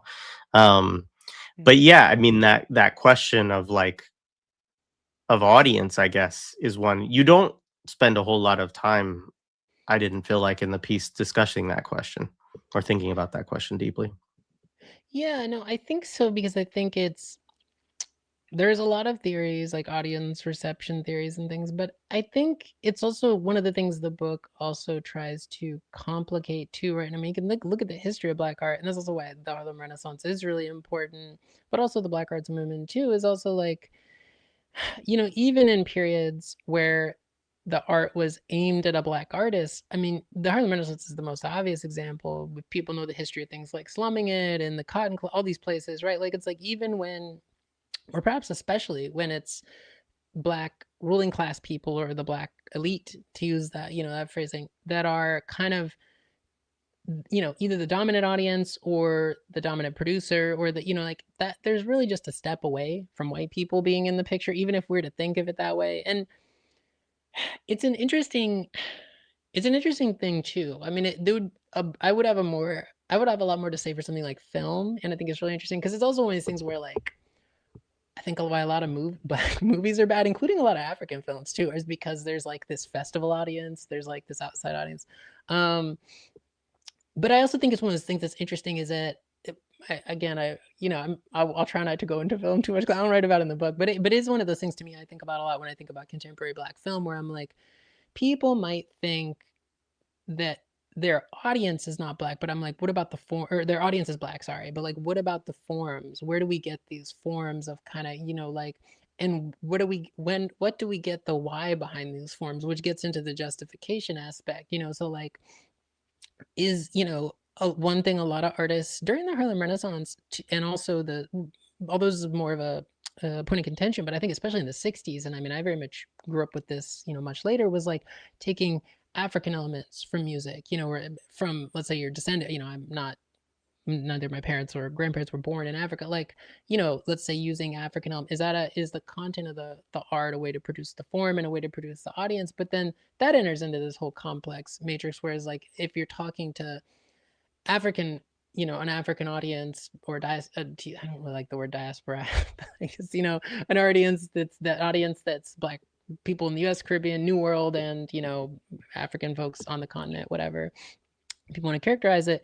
I think there's also the question of what sorts of demands, what sorts of critiques, what sorts of worlds you're negating and bringing to the fore. That is, you know, endlessly kind of a question. And that was a big issue in the Harlem Renaissance too, especially for, you know, like Francophone Caribbean, Francophone African artists and reggae. So I think for me, it was more a way to talk about, and I say this in the intro, I think, like, the imagination of the slave society, and to talk about, like, well, this is the audience. And I think a tendency a lot of Black folks can do, you know, maybe including myself, and I think very commonly the Black bourgeoisie do, which I think kind of is this, is like, well, that's not me. I'm not, you know, it's not appropriation if I take it. And of course, we have a lot of Black cultural forms that, again, you go back to Frederick Douglass, that are appropriated by white people because a Black person did it first, who was, you know, in most cases of the ruling class that had the means to do it. And so I think talking about the imagination of the slave society, which is a term I use, and I say, like, the imagination of the slave society is a material site from which Black aesthetic justification is forged and reified. So it's also a way to, it's a challenge. It's like, we can't just opt out by saying, like, well, I'm Black, I don't do that, you know, or I'm like, because I just think that is too easy, and it's just not true. You know, like, it's like, and I think that's where it kind of, it also enters a kind of ethical political question about, like, you can't make this art outside the world, which I think also starts to get into those sort of arguments around audience. And probably everyone has an audience in their head when they make some kind of art, but then how you engage that. And also, it's, you know, there's a lot of worth, again, going back to the 60s too, the Black arts movement really influenced the text. I went as one of the other starting points, since that's what I learned about when I was a teenager and in college. I think influenced me in making art, is like, you know, there is this conversant with people like Brecht and other people about breaking down the audience and not having audience and having, you know, expansive participation. And that's the thing I get into, where I'm like, I think that was a good move, to put it simply, and interesting and really powerful. And then I also think about the idea that, look at, like, you know, if people have ever read, like, Richard Eiton's Search of the Black Fantastic, like, it's also a fascinating to think that part one response to that is inaugurating every Black person into being this sort of spectacular aesthetic subject that's always producing, you know, now we have the term viral content, you know, or content like on. So it's a challenge. I think it's not so much an issue of a white audience, although obviously in ways I think people have criticized and are even just casually aware of, it's that, but also of a kind of relationship, a relationality to being in the world that would need an audience as a way to resolve the complicated questions around this kind of thing, or something like that, if that makes sense. Yeah, it does. I mean, I think the last question I'll bring up, because it might enable us to talk about this and some related things, right? Somebody said, what it's also tricky now as a liberation Yes. artist wanting to do exclusively community funding arts is there's a great deal of private Yeah. and public partnership funding. And I think, you know, this is sort of like kind of in a certain way where you kind of start and end the book to some, you know, to some degree, Mm-hmm. right? Is like thinking about this problem that of where we are now, right? Where if you're gonna be funded as an artist, I mean, like a great example of this, well, maybe it's not. It's an example that I think is good. Is you know, when Chuck D did the like ambassador thing for like the State Department, right, in the middle Yeah. of the Gaza genocide, right, and was like, you know, out there with Anthony Blinken and, you know, all of this.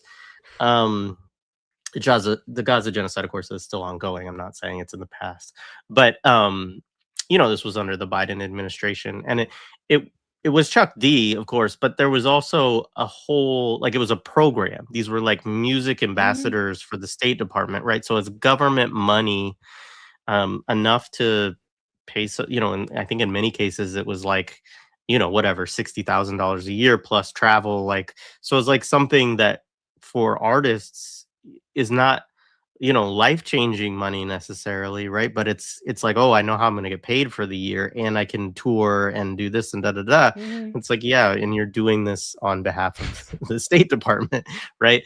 And I mean, maybe there's always been stuff like that, by the way. Like, of course, there's been all of these programs, funded by the Congress of Cultural Freedom and the State Department and the CIA and all of this kind of stuff. But that's like kind of the spectacular example. There's a lot Yeah. more Very. of like, within cities, like, mayoral budgets, nonprofit money. If you're in a place like you are in the Bay Area, then there's, tech money and all of this stuff.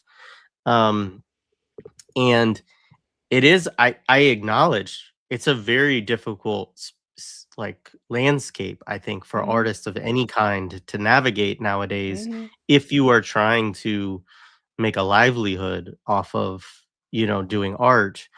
Um and so yeah, I don't know if there's any closing kind of things that you would want to say about all of that.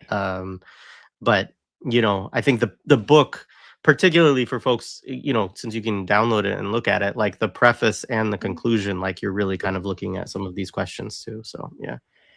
Yeah, I mean, it's interesting. So very quickly, the Chuck D thing that actually goes back. People probably know this. I don't know if it entered the chat, but there was a called the Real Ambassadors of Jazz, which is this. I don't know if you've talked about it on the show. I wouldn't be surprised if not.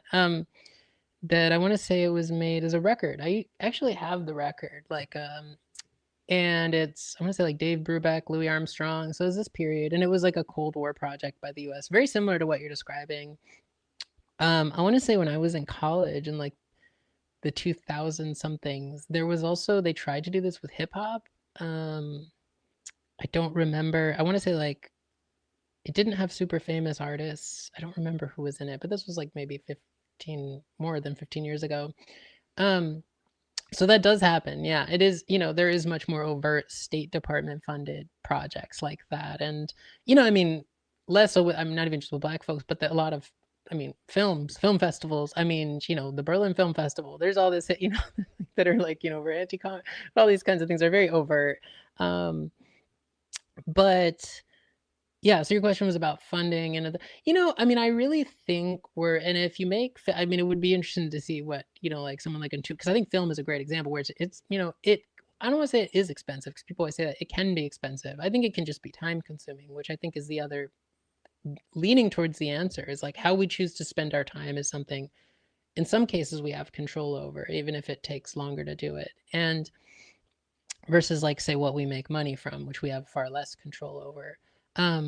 So it's true. Something like I think of like a lot of film, it's like very impossible for them to get funded by things that aren't one of these sources that you brought up. And but I also think, you know, one way to do these kinds of things is also not to make money. I mean, it's sort of an obvious answer, it's like I there I think it's kind of where you start to go into the collectivity and it's like, okay, how can we sustain ourselves and make these things, which is a very political question. I think that's like what political, we I think we did an episode with you, I want to say, or maybe it might have been on San Francisco, where we talked about like this argument that I think people my generation had, probably because of how naturalized nonprofits were, that you should get paid for doing organizing. And it was like, well, okay, you do that, you're not going to be able to unorganize the structures of power that are paying you. It's very simple, like, um, and you can look at even labor organizing like that. Even though you're organizing your job, they're not paying you to organize against the job to the extent that So there's I think that's where we enter into the kinds of questions around the political and the other thing I kind of did in the book was also try to think about or kind of leave open the spaces for art that are not as valued, and that I tend to kind of attack the sites that are more the sites of value production. So like now a lot of people probably deal with this if you live in a city, is like contrary to the 60s, I think to a degree, is like a lot of murals are used to gentrify places. So it's like, what do we make of the kind of the way public art, the public of public art, is now constituted by a new kind of theft, or a double theft, or however we want to look at it, that's like very much wielded against, which I guess we must consider Black folks outside the public then, if these public art is being used against Black, particularly poor, working class people, sex workers, unhoused folks. I think not taking those kind of things, and I think it's also a way to look at how we give up and find each other. It is very really, I just, like how we give up those resources that you highlighted and kind of find each other and other things. And a lot of things are like this, but I think a lot about film and how people need a film to look a certain way, or like have a certain quality to be, or, they need art to be polished. This is actually, I think, a really big problem in Black art, where people can't make, like, you look at, like, if you go to film, you can think of like Haile Gerima, all these, all these kind of filmmakers who are making films that looked rough, but they're still better than anything that's made now by Black filmmakers in the US at least, and Africa, honestly. Like, but films look better now. Like they look, this goes to the beauty thing. Like, I mean, it's easier to make a, so I think it's like, okay, well, looking, it doesn't have to be just looking backwards, but I think that is the way they frequently looked as a negative, right? It was always like, oh, if we don't do this, lest we return to slavery type of thing. I think looking back at, like, and I'm just picking film because I think it's the one where an aesthetic maybe is the most, always is conflated with getting these kinds of resources. And I'm like, well, yeah, but Bush Mama or, Ashes and Embers is better than any Black American film, big, whatever, the kind of, those kind of, the famous, that very polished, unfortunately, clearly very Tree of Life, Terrence Malick influence looking Black film that produced everywhere. There's a lot of queer films like that too, Black queer films. So I think there's something to be said when people say they need resources too. It's like a question of like, what are you doing and what are you building and what are you, and how can we get there together type of thing, versus which people are more inclined to do with maybe sort of a so-called political thing, but less inclined to do with art because it's supposed to be this private possession of us, which is weird if you make music, because musicians aren't necessarily that way, and it's impossible if you make film, in my opinion, or do theater. I think it's harder to do that kind of thing and be like, this is my private possession. It must be this, and it can't. Anyway, so I don't know. That's one sort of answer. No, it's good. I think that, these are really difficult, questions. I think the thing that you talked about in terms of even the will that people have, right, to actually want to do something different, right? Like that's a big part of it too. Like what you talked about, like trying to Mm, form artist collectives and stuff like that. Like, and yeah. it's not just artists, like, but it is an example, of the way that, I think just I don't want to give it just to like our generation and the generations that follow, but like, there is something to just how hyper individuated Mm-hmm. we've become, and obviously that's something that has been really violently imposed through all Yeah. kinds of media and other things, right? To like sort of put us in this place of like, I mean, it goes back to the, as you said, this is where the neoliberal logics that you talked about, like, you can see when you go back to something like, Douglas, or these early, like these kind of 19th, late 19th century, early 20th century, Mm-hmm. logics of like, when you start talking about self-regulating, individuals and stuff like that, Mm-hmm. right? Like, this And is, yeah, last go thing ahead. I'll say, like, is like, I think that's where art is really important, because I think if we look at art as just expressive and expression and all these kinds of those sort of paradigms, it becomes unthinkable that art is this point of self-regulation. And so, for example, like, let's say I'm like a filmmaker, and I'm like, I want to make a film and it has to be made this way. I'm a absolute auteurist, and I think I'm like, I don't know, Kubrick or Preminger or one of those filmmakers who like really was like, I mean, the put the authoritarian in author.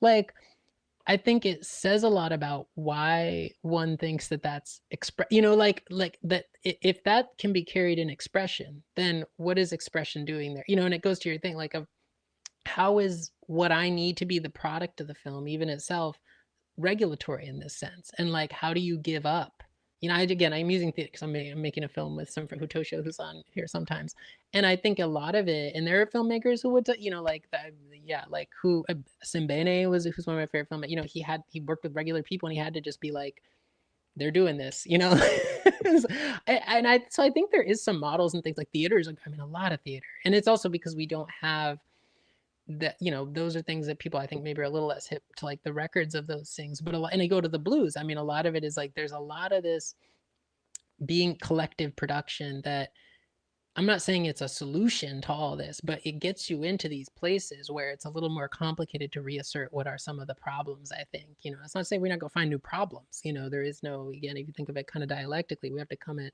or among other analytically, other kinds of ways to think about it, you have to kind of confront these things. But I think there are lots of, you know, it's kind of that giving up that we associate with other political choices, but we don't can think about with art, because for some reason that's supposed, and that's very 19th century, that's Nietzsche.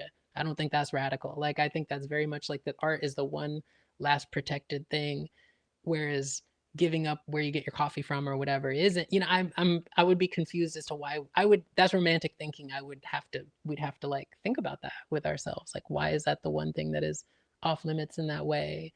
And I don't think that's where we came from, so to speak, with Black music. So yeah. Oh yes, No, good for you. awesome. Yeah, I just wanted to remind people, especially if folks missed early on, you know, that Gemma is, you know, wanted to have us plug and support this mutual Yes, aid project. please do. So, you know, folks, this is a program in Gaza, right, that is run by Palestinians in Gaza, and as well as folks, you know, in the In US the and other Shatat. places, right? Yeah. Yeah.